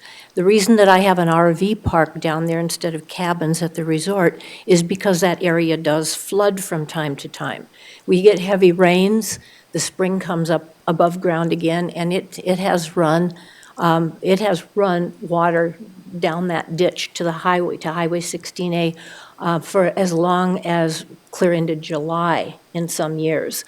And when I've been out here since 1972, so I've seen a lot of water. And so it's a drainage problem back there that if you require that road to be widened, it may impact that because the area below Mitzel's house sits up and there's like a ditch, and there are things that your aerials won't show in these particular situations. So I would like to get a continuance from this so that Mr. Ross Connect, who is my commissioner, can come out and take a look at what I'm talking about so that you can make an informed decision about the road and what the problems might be if you disturb this. And that's what I'm here for. I'm not for or against this proposal. I just don't want to see a bunch of digging and stuff gets done out there and a road gets widened. That is probably what has to be done if they're going to divide this up. But as far as the required width and stuff, I need somebody to take a look at this before you make a decision, seriously. So I'm asking for a continuance. Thank you. Okay. I got 2 other speaker request forms. Do you guys want to hear those first, or? Sure. No, go ahead, I'll speak afterwards. Okay. So thank you, Danny. Yes. Mr. Chair. Our next speaker request form would be Anna Bussey. Anna, if you want to come forward, then just introduce yourself for the record, and we'll let you speak. It says that you're in support of this, so. Hello, I'm Anna Bussey. My husband's Andrew Bussey. We have the Black Hills helicopters just to the north of Danny and Gary. Again, we've been good neighbors since we moved there, and we want to continue to be good neighbors. We're not trying to make anyone mad. We're just trying to get as much property as we can to insulate our business. Okay. We're not planning on developing anything. We're not planning on building a road. We don't want more people there. We just want more space so that people don't get upset. And right now, Andrew is flying power lines for the community for Black Hills Energy, so everyone can keep their lights on, reduce, wildfires from, the community. So we're trying to be good for our community, and we're not, we have no intention to develop this or bring more people in. Okay, just for the record, Andrew was here before us, I think at the last meeting, in regards to the same property, but it was something different, so. 2 meetings ago, I think. 2 meetings ago, okay, so, Yeah. okay. Thank you. You're adding on because of the buffer for your helicopter. Yeah, we're just trying to have a land buffer for noise and stuff, right, and gotcha. we're trying to. Okay, did you have anything else to say? I know we have another speaker request, one from Gary Mitzel. Nope, thank you. Okay, Gary, are you here? You have nothing to say? Okay, Mr. Chair, perfect, okay. I guess I'm confused. The motion is to deny the variance. And so if they deny the variance, they have to build that road to ordinance 14 standards. Correct. So Cody Sachs, senior The planner. 24-foot surface. And then if I understand Danny, she's saying if you widen that road to 24 foot, that could cause problems, if I understand that right. Correct. Yeah. So anytime someone does dirt work, they're not allowed to disturb the natural drainage. They can't alter it, and that's part of the stormwater permit that they'd have to get. However, I would say that if the board is leaning towards granting the variance, if you grant the variance, nothing would have to happen to the road. So the concerns with the drainage, I believe, would be mitigated at that point. I don't want to speak for the citizen who stated that. But they wouldn't be required to build the road. If the variance is denied, then they would have to build the road as part of that. Okay.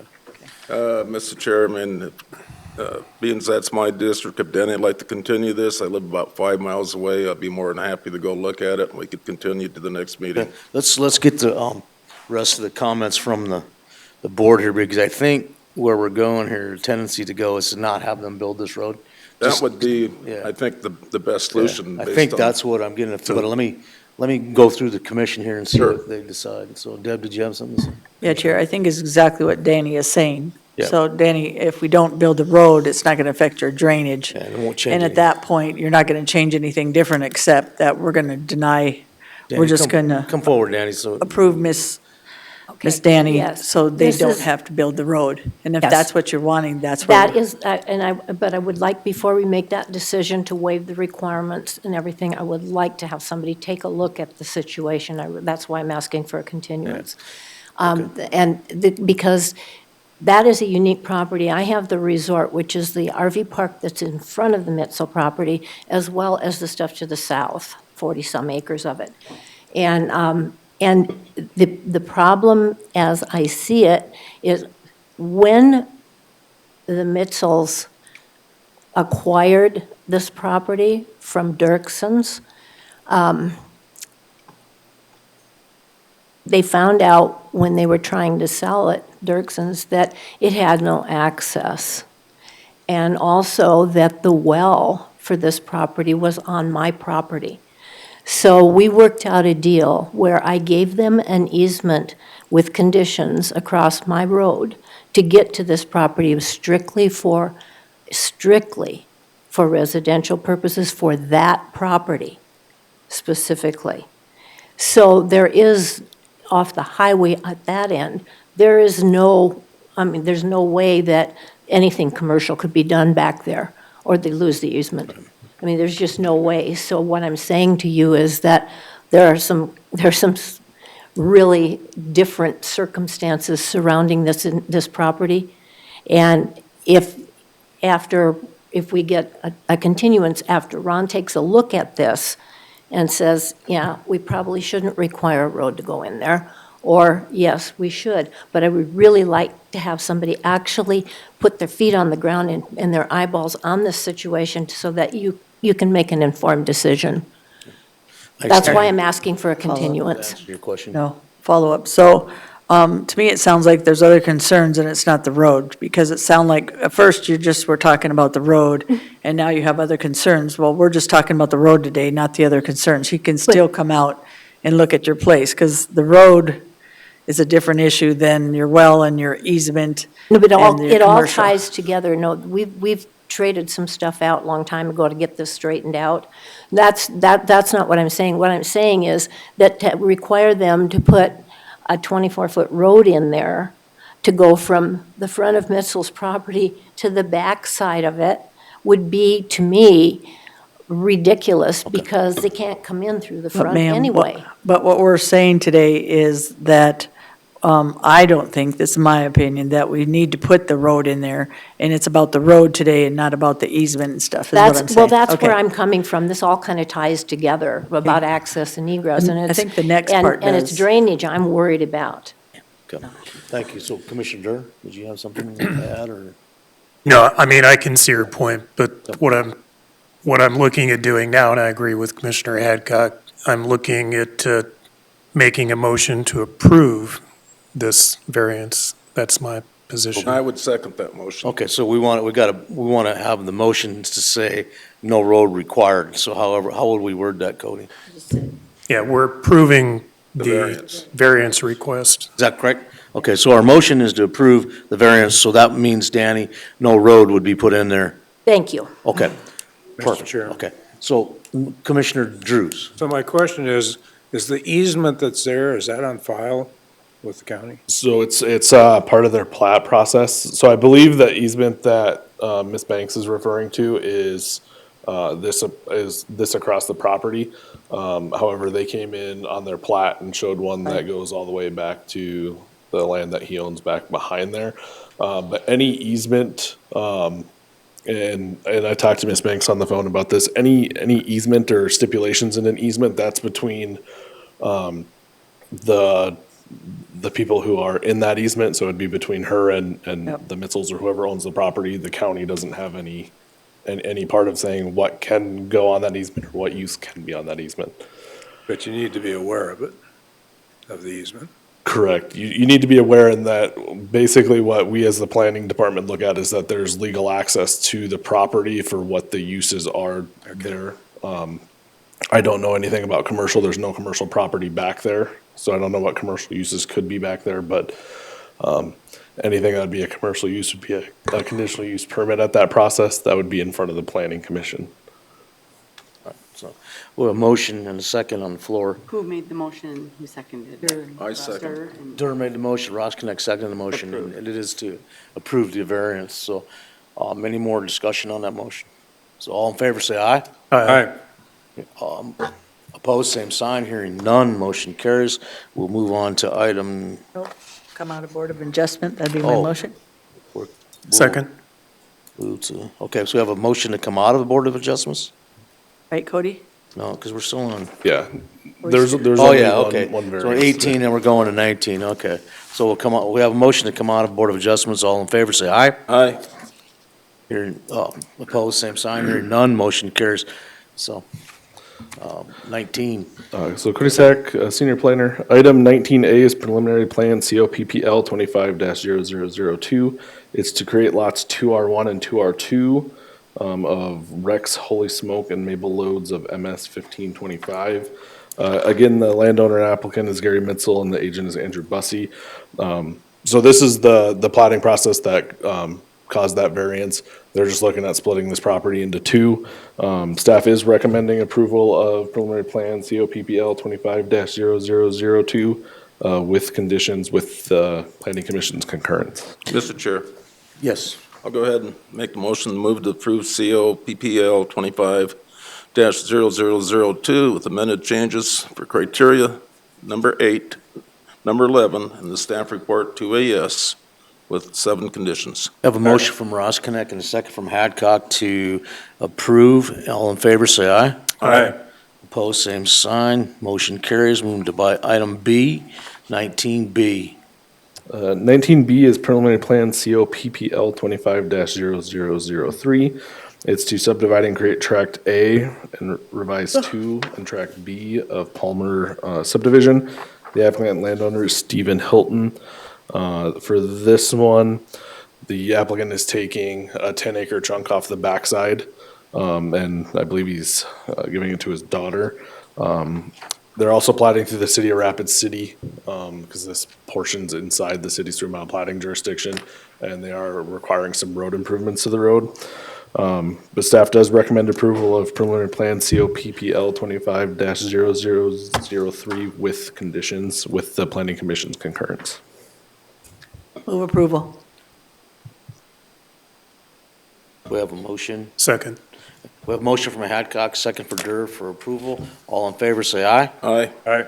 Opposed, same sign. Hearing none, motion carries. And this is an update from Commissioner Drews, National Association of Counties, NACO, Western Interstate Region, WIR, Annual Conference Update from Commissioner Drews. Thank you. So we had for the May 2023 Western Interstate Region Conference hosted by Pennington County. We had a large turnout of individuals and counties for the conference. Mobile tours included a pre-conference tour of the Badlands, then a tour of the SDSU Experiment Farm near Sturgis. Some 250 enjoyed a dinner at the Diamond Spur venue by Hill City, followed by dessert at Mount Rushmore. Well over 300 attended a dinner at Crazy Horse at the final evening of the conference. Numerous workshops had interactive communication dealing with agriculture, timber and sawmill industry, forest management, all public lands, energy needs of the future, investment practices, and legislative issues on both the local level and nationally.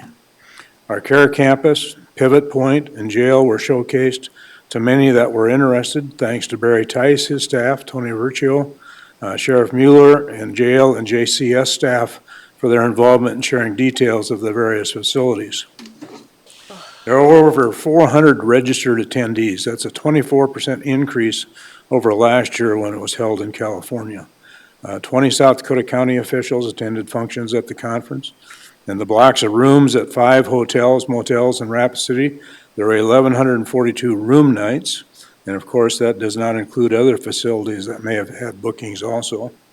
Tyson Steiger of Visit Rapid City said the estimated economic impact to the region was $490,000. The Monument Civic Center worked great for hosting all the meetings and the vendors, thanks to local vendors who provided $43,000 in sponsorship fees. No local taxpayer funds were used to host this conference. A big thank you to Joan Martin of our staff, Commissioner Ross Connect, former Commissioner Lloyd LaCroix, and the South Dakota Counties Association. Thank you, Mr. Drews. Wow, yeah, I was out of town. I just caught the tail end of it. I seen like trail of people following you around. I was like, was pretty good. Appreciate that. I mean, it was a good economic impact to the city. So Chair, And, how many South Dakota attendees were there? 20. Thank you. 20 South Dakota, so the rest were experiencing. 20 counties represented. That probably, well, no, I don't think there was a total of 20 counties represented. There was probably 15 counties represented. Okay, perfect. What a great opportunity to visit Rapid City, and no cost to the taxpayers, a reiteration of that. And we extend our thanks to Commissioner Drews, Commissioner Ross Connect, Lloyd LaCroix, and Ms. Joan for participating in that. So thank you very much again. I'll move on to 21. Now, sometimes I put 21 and 22 together. I guess I'll leave that up to the commission. If they want to just put them all together and just, I know Commissioner Rodknecht can tell us all about his fishing trip. Love to. But if your choice, guys, whatever you want to do. We can put 21 items from chair commission members and with 22 because it's really the same stuff. Chair, so I'd like to see if we're changing some processes and stuff. I think we're going to bring some of that forward later Okay. on some of how we do our picking and choosing of people for committees, things like that. I think we're going to bring some of that forward, but right now we're just working on that with our director of commission, so. So we're gonna look at changing the process to make it more streamlined for Yep. when we bring people forward for positions, and I think we were talking about how we add stuff to the agenda to make sure everybody has an opportunity to add what they want to agenda, but we'll all have that conversation, so, but that's something that we talked about, right, so.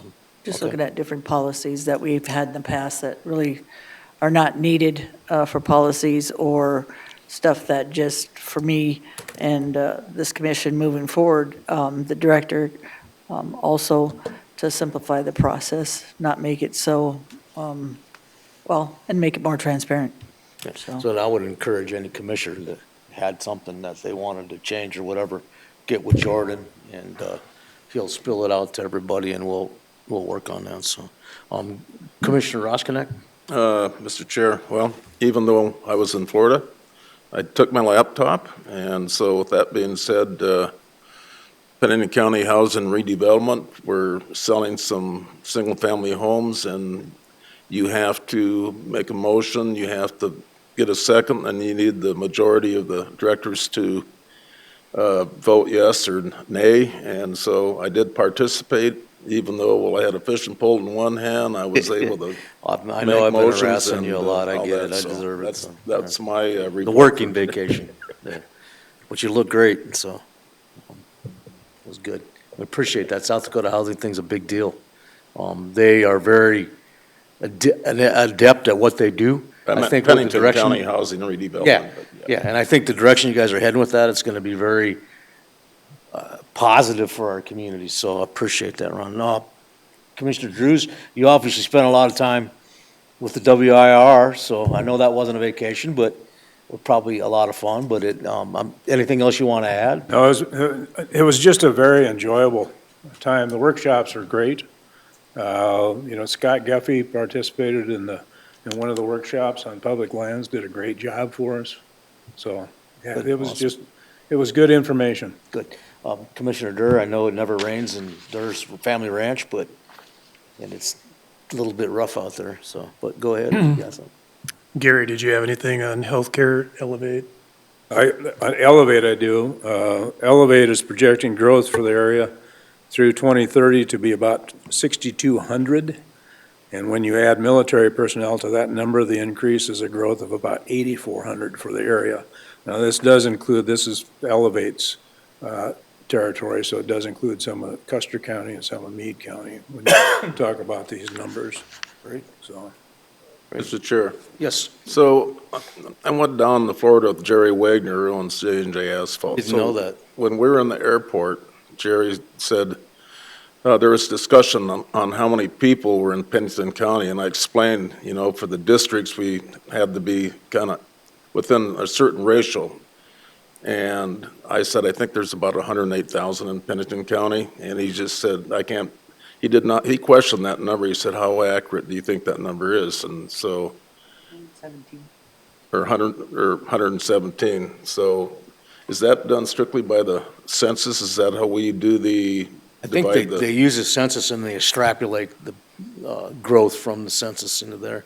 So is it real?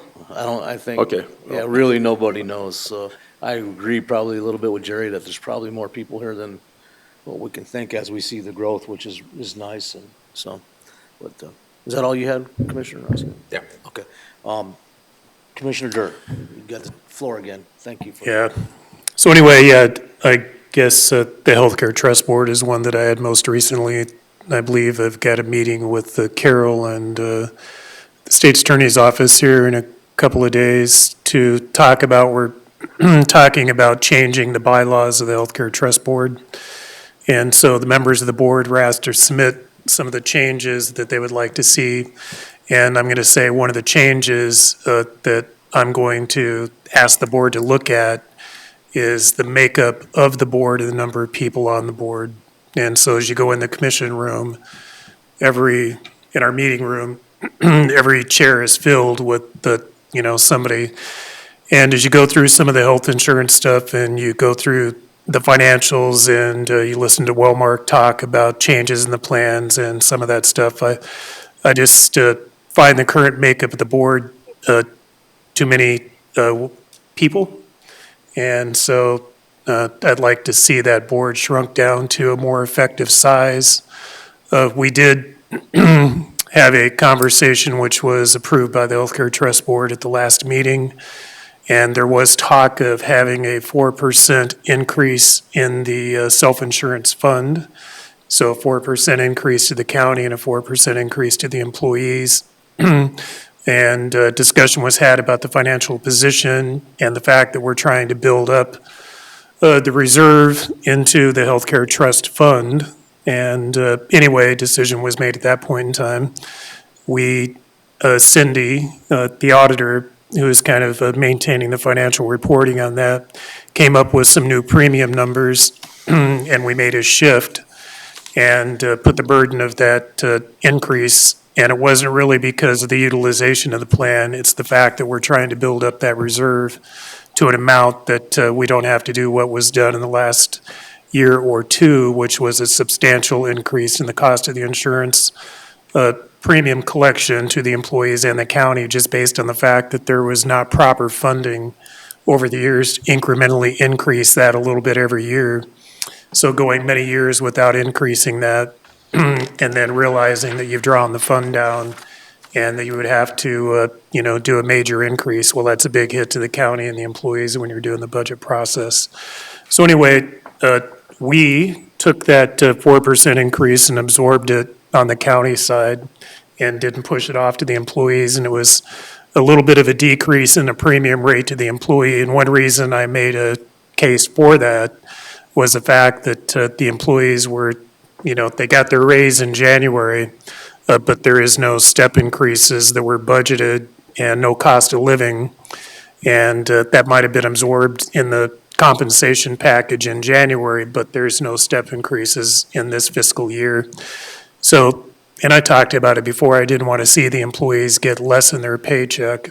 And so anyway, and then we're looking at, what we want that fund balance to be and doing some financial projections. But anyway, I think it's going to be my talking point to the Healthcare Trust Board as we look at some of the bylaws about the makeup, size, and scope of that board.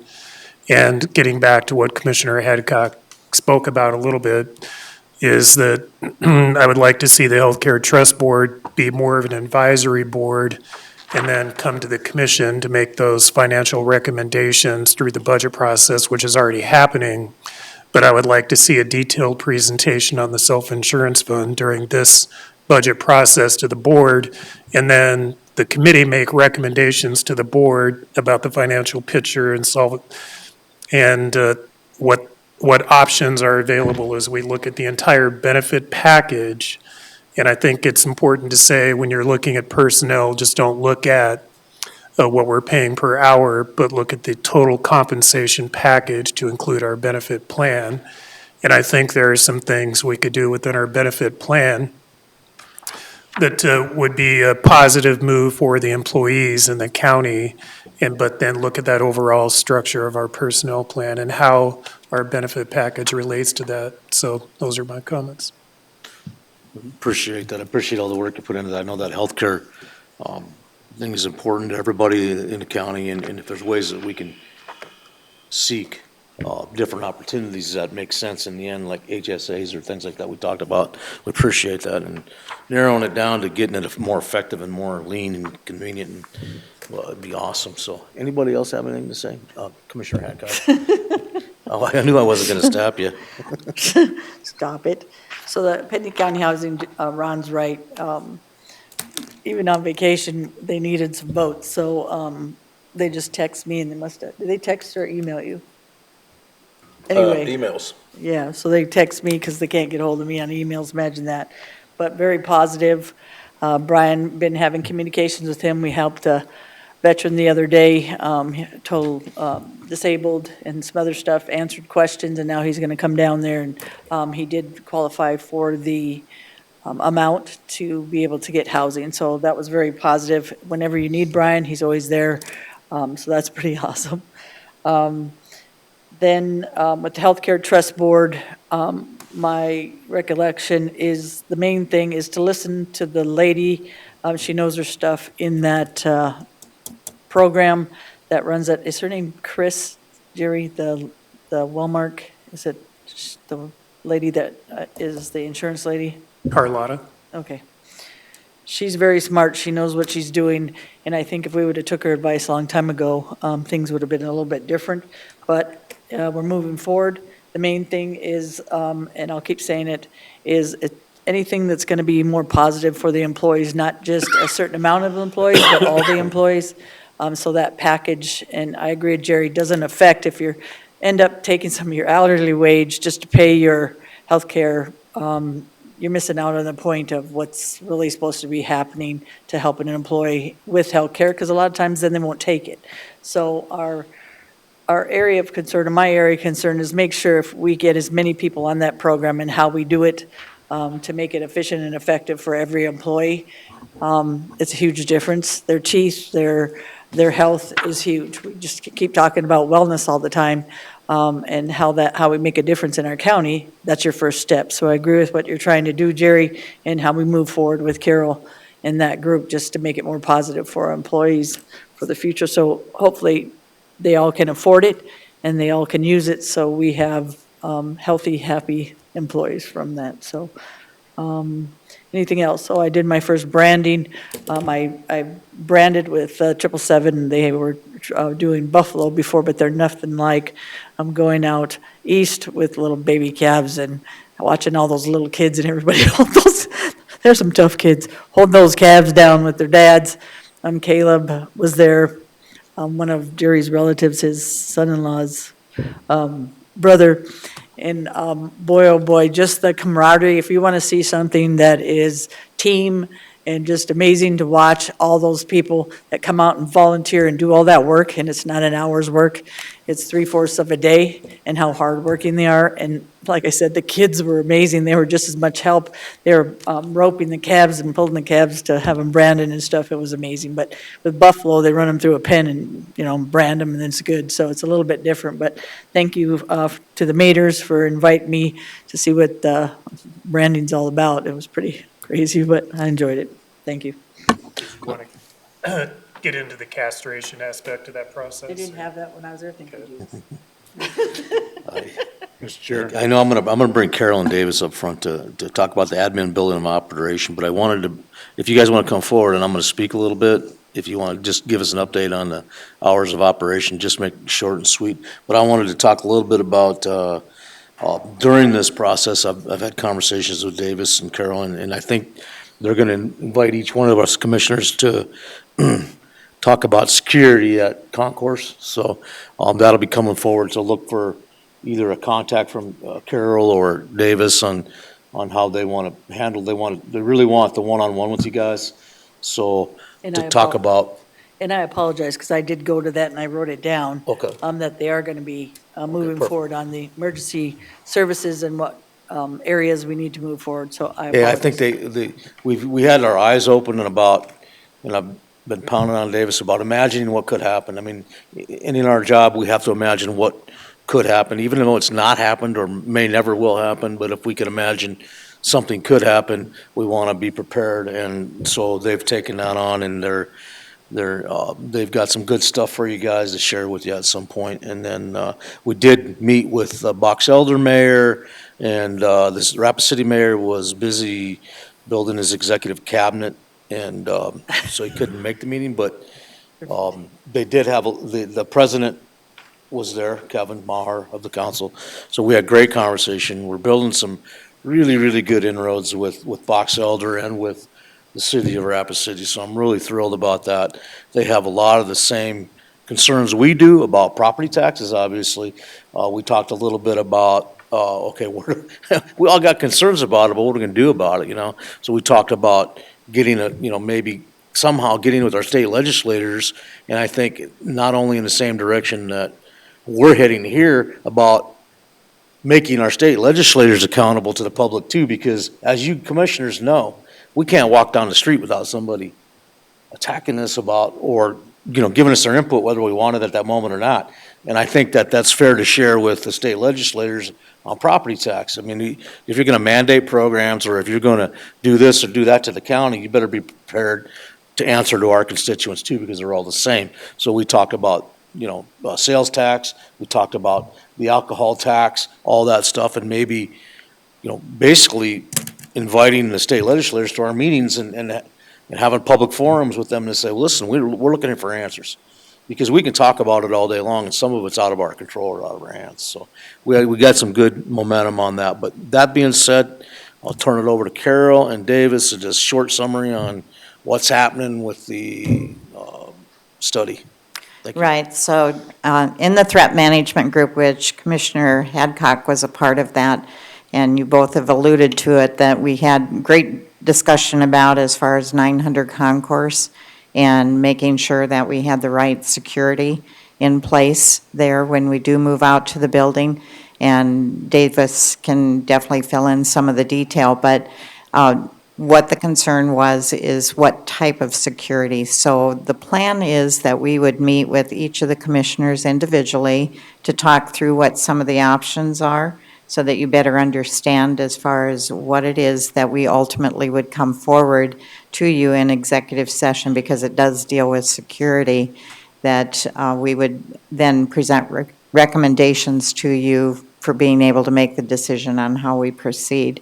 But it is something that I do know that what we're striving for is something that, if it's at 900 concourse, we could also have that, not necessarily at the same time, but if we did do anything with security in other buildings across the county, it would be the same model that we would be able to do, so that individuals, if they're in one building here or in this building here, they know and understand what the response should be based on the type of security. So it's uniform across the county whenever we would upgrade or implement security in any of the buildings. Yeah, so in the initial design of Concourse, we actually have a security station at the front of right in the main entrance. And that was designed around the position that used to be in this building, when the sheriff had, I don't know I think they were transport deputies that he had here. That's what they were classified as, but that way there was a manned presence. Obviously, that position or positions went away at the beginning of this year. There's been some concern over that on what the new protocol is going to be out at Concourse, because some have feelings that it's out on an island, it's not at part of the downtown campus and things like that. So what we started to do, Walter and I, what we started to do is get some third-party security, at least proposals, to see what those costs would look like. We want to discuss those with the commission, and right now, I'm not sure if the sheriff is planning to propose the FTEs necessary to have a manned position out there, because there has not been any direction from the commission. So I have spoke to him on the phone, and he said he'll put that together. But again, we have our provisional budget that is due on Friday, so we kind of need to make that decision soon. When I did talk to him, he did say he could put it together if needed. If that's something you guys want to do, we need to make sure he knows about it. So that's what we're looking at as far as the security position itself. And what Carol alluded to was sort of a notification system, a panic system, whatever you want to call it. We have a system in place here. We have some panic buttons in place, but it's not a very robust system. It doesn't notify any surrounding areas that a panic button has been hit. So if there is some sort of active threat in the treasurer's office, someone maybe back in equalization or auditors would have no idea what's going on. So we want to see what the direction from the commission is, to see what kind of notification or panic system we may want to put in place out there, and then the trainings that would go along with it. And like Carol said, whatever we put in place at Concourse needs to be able to be replicated throughout the county. So if we ever need it at other places, it's all the same training, it's all the same information that we're giving new employees as they come on board, so. Thank you.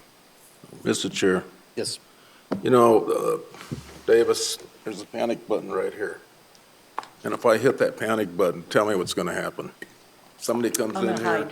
hide. It's, Somebody comes in here and I mean, they start shooting at us and I hit that red button, what's gonna happen? yeah, I believe right now it's actually monitored by a third party, but then they would immediately reach out to dispatch, and the sheriff's office and police department would be notified immediately, within a minute, and then the response would be, pretty prompt.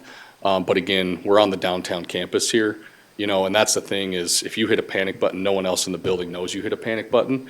Not that we need to create panic in our employees, but there needs to be some sort of system to allow people that are serving the public or that are in if they're a public servant or at a public counter, that they at least know that something's going on in the building and they can act accordingly. Davis, if you So- don't mind, I'll chime in, and that's one of the reasons I thought about doing a one-on-one, because then each person's own imagination will hit that, because this is the first question. I mean, if you hit the button, I'm gonna shoot back, first of all, but that's beside the point. So do other departments have the same thing?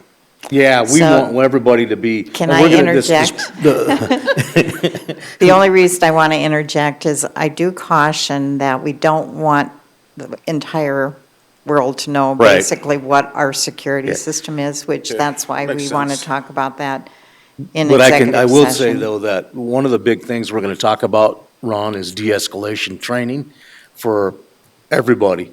So everybody knows what happens, when we get somebody who comes in with a hyper personality, and then there'll be specific people trained for de-escalation, and that's why we looked at these opportunities. So if you get to spend some time with them one-on-one, everybody's imagination can run wild, then we don't have a group think idea coming up, so.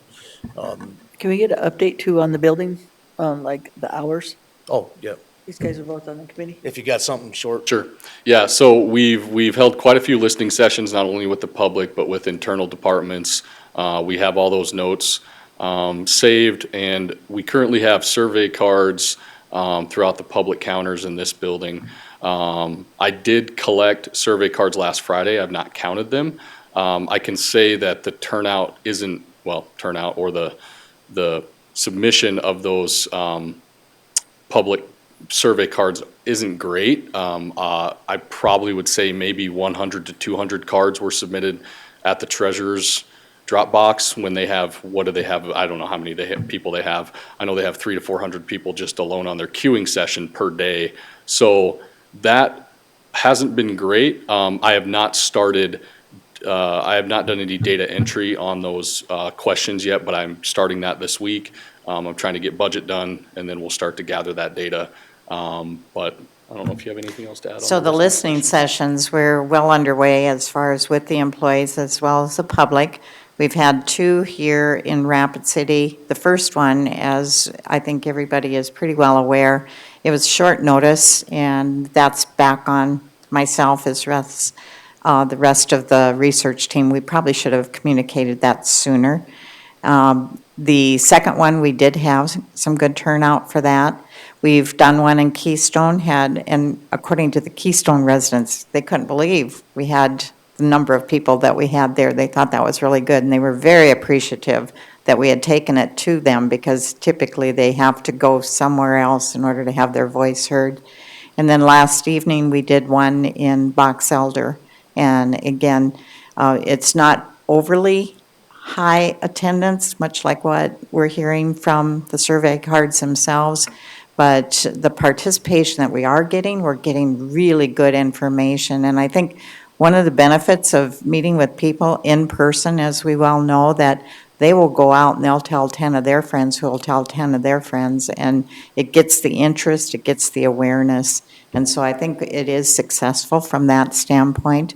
We do have Wall, New Underwood, Hill City, and one more here in Rapid City for public sessions. And then today is the first one that's going to be employees that are not directly affected by any change in the hours, that we want to hear their voice as well. So Our goal is to have them all completed by the end of this month, and then, to Davis's point, the data analysis is already starting in process so that we can come forward with Jordan's assistance, making sure that we have good recommendations for you on the 19th of August. Because even if it is a change in days, we want to make sure that we also have the right hours for that. So that's part of what this data will tell us. So how about social media? Like a lot of people have said, they're not really getting, and I've learned people don't come to meetings very often. You're lucky for a comprehensive plan or anything, but if you put it out on social media, you get a lot more response. Are we trying that? We just heard that today as well. Yes, we do. Thank you for that. We do have social media that we are also soliciting information. And one of the things that we're hearing, very frankly, is in whether it's listening sessions, social media, or on the website, that it's really wrapped together, and we're trying to make sure that we deal with this issue as well as this issue. And what I'm talking about, the lines in the treasurer's office versus the hours of operation. So in the listening sessions, and you'll see the survey cards are very targeted towards the hours of operation. But we're not ignoring what we're hearing over here. We want to make sure that you hear that information as well.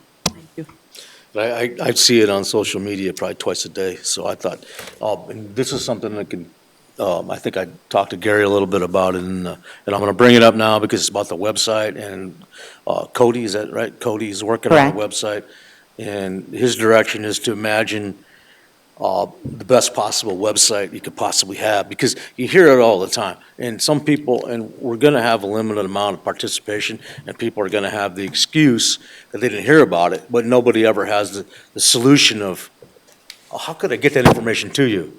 And so that's key. If people start saying to you, they don't hear it, then you can ask them, well, how can I get that information to you? And one of the things we're going to do with the new website is there's going to be a place where you can sign up, and you will get the information automatically sent to you from the county. And eventually, it'll get to the point where you can, if you get too much information, you can narrow it down to a certain topic. But at the beginning, we're going to start out with almost everything that's happening. If you log in and sign up, you're going to get the information from the county. So it's a really cool opportunity. So I would encourage all of you guys to think outside the box of, well, you may see this website. It's going to be slightly interactive, we hope, and then it's going to be, when you pop it up, it's going to be like, wow, this is cool. And Is so it going to be huge? it's going to be huge. It's going to be big and beautiful, right?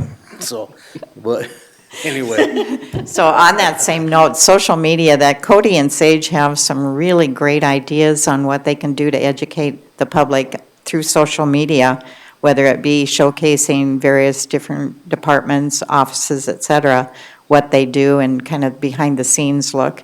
And so there's a lot of great things coming I don't know down if the you noticed pipeline. earlier today, the same people were saying, we didn't hear about it. Well, it's so common, I've heard that forever, and so trying to figure out, if you didn't hear about it, you probably weren't looking for it really, and that's not a fault of anybody's, except for the fact that, if you're interested in going to buy a brand new car, you're gonna look for it. So if you're interested in what's happening at the county, you're gonna go look for it. So we're gonna give them the opportunity to sign up, and you'll get that information, and I think that'll be one step in the right direction. So that being said, we'll move on, and thank you guys for the update. Thank you. I'm sorry. Mr. Chair, I just want to point out that in the latest county news, if you haven't seen it, towards the back, there's a nice article on Pennington County. It's the author's highlights of the county, but it's Awesome. very nice. Yeah, that is nice. I didn't write it. I didn't know it. But you've seen it in there. That's another thing, that newspaper we get from, is it Hill City? The newspaper? That's a cool newspaper too. It's got a lot of cool local stuff in it too, so. Yeah, and I do have one more thing, just because he walked in the room. Okay, and Mr. Durr has one more thing because you walked in the room. Dustin, could you come up for a moment?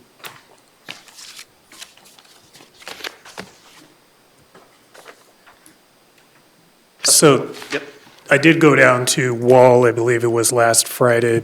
I believe it was anyway, and got invited down there by the mayor, and they had John Thune down for a leadership roundtable. And I brought up the lack of the funding. I asked about FEMA and where it was at with FEMA.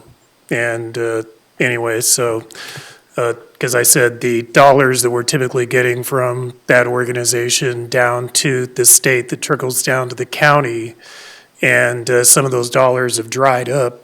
And I brought up to Thune that we had the courthouse, and we were looking for the brick grant for the foundation on that courthouse, and I'm hearing that the brick grant is one of those that is looking to be defunded, and we were looking at that, $1 million plus project, even though we have, the line item in our budget for it, but looking for some, assistance on that through the brick grant.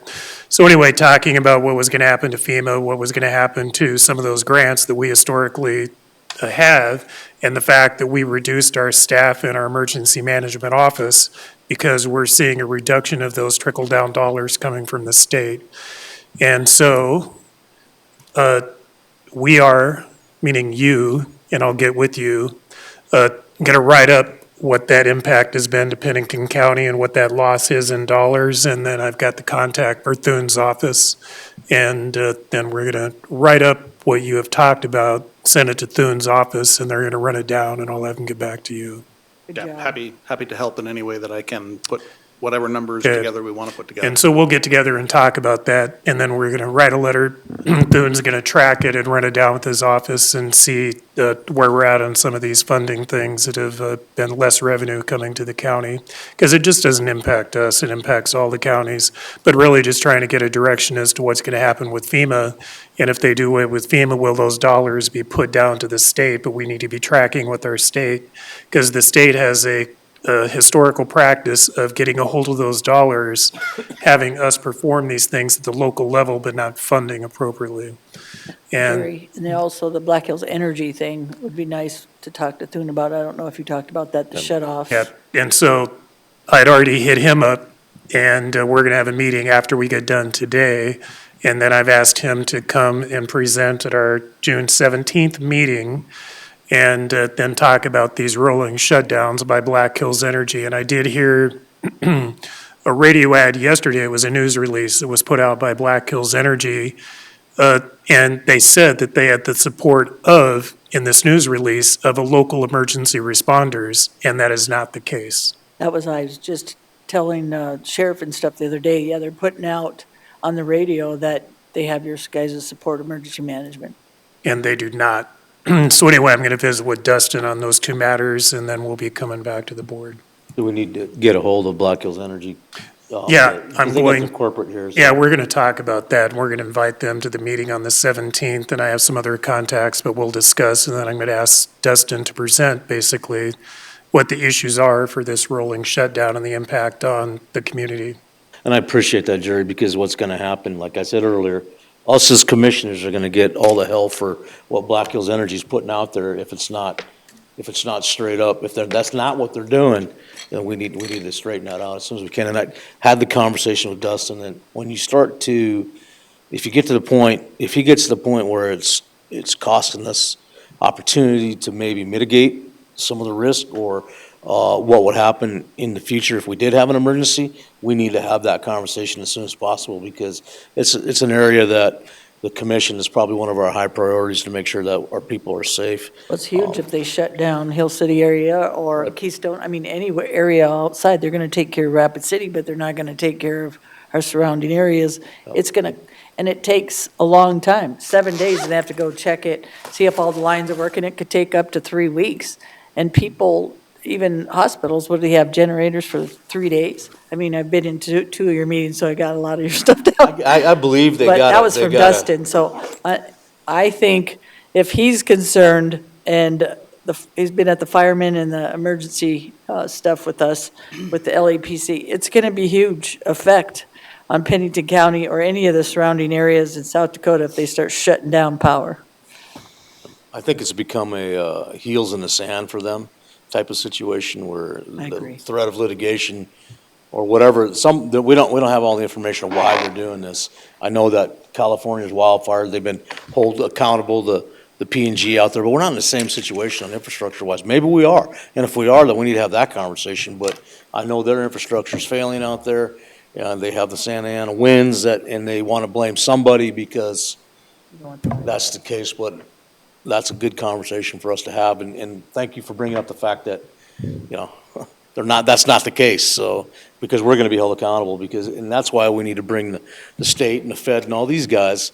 Now, if they wanna sit up there in their little ivory towers and talk down to us, and they need to come and talk to the constituents that we talk to on a daily basis, so. Mr. Chair. Yes, sir. So all the water systems in the state got this notice. I got one because I got a water system. Mine's small, but the question was, what happens if you don't have power for multiple days? Well, I know what would happen with mine, but that's more of a resort. But what happens if Hill City don't have power? They're only going to have water for what, a day? And what are people going to do with this? That's my biggest concern, are the wells, and, people need water. So I was the one that sent that message. And I know that it's not an agenda item, and we'll bring it Right. up on the 17th, and lots of different issues. But, yeah, right now, outside of meeting a Friday deadline, it truly is trying to figure out how bad is bad. And I'll have a Appreciate your hard conversation work on after that. this meeting, and I'll come back on the 17th and share everything that I know. Thanks, Dustin. To go in executive session? Can you add these for personnel matters, department head review, contractual pending litigation, contractual and legal review? Yes, sir. Is that a motion? We have a motion Second. and a second. You get that, Carol? Motion from Hadcock, second from Durr, to go into executive session for items A and B under 23. Thank you. All in favor, say aye. Aye. Okay, we'll move to executive session. You don't need them for.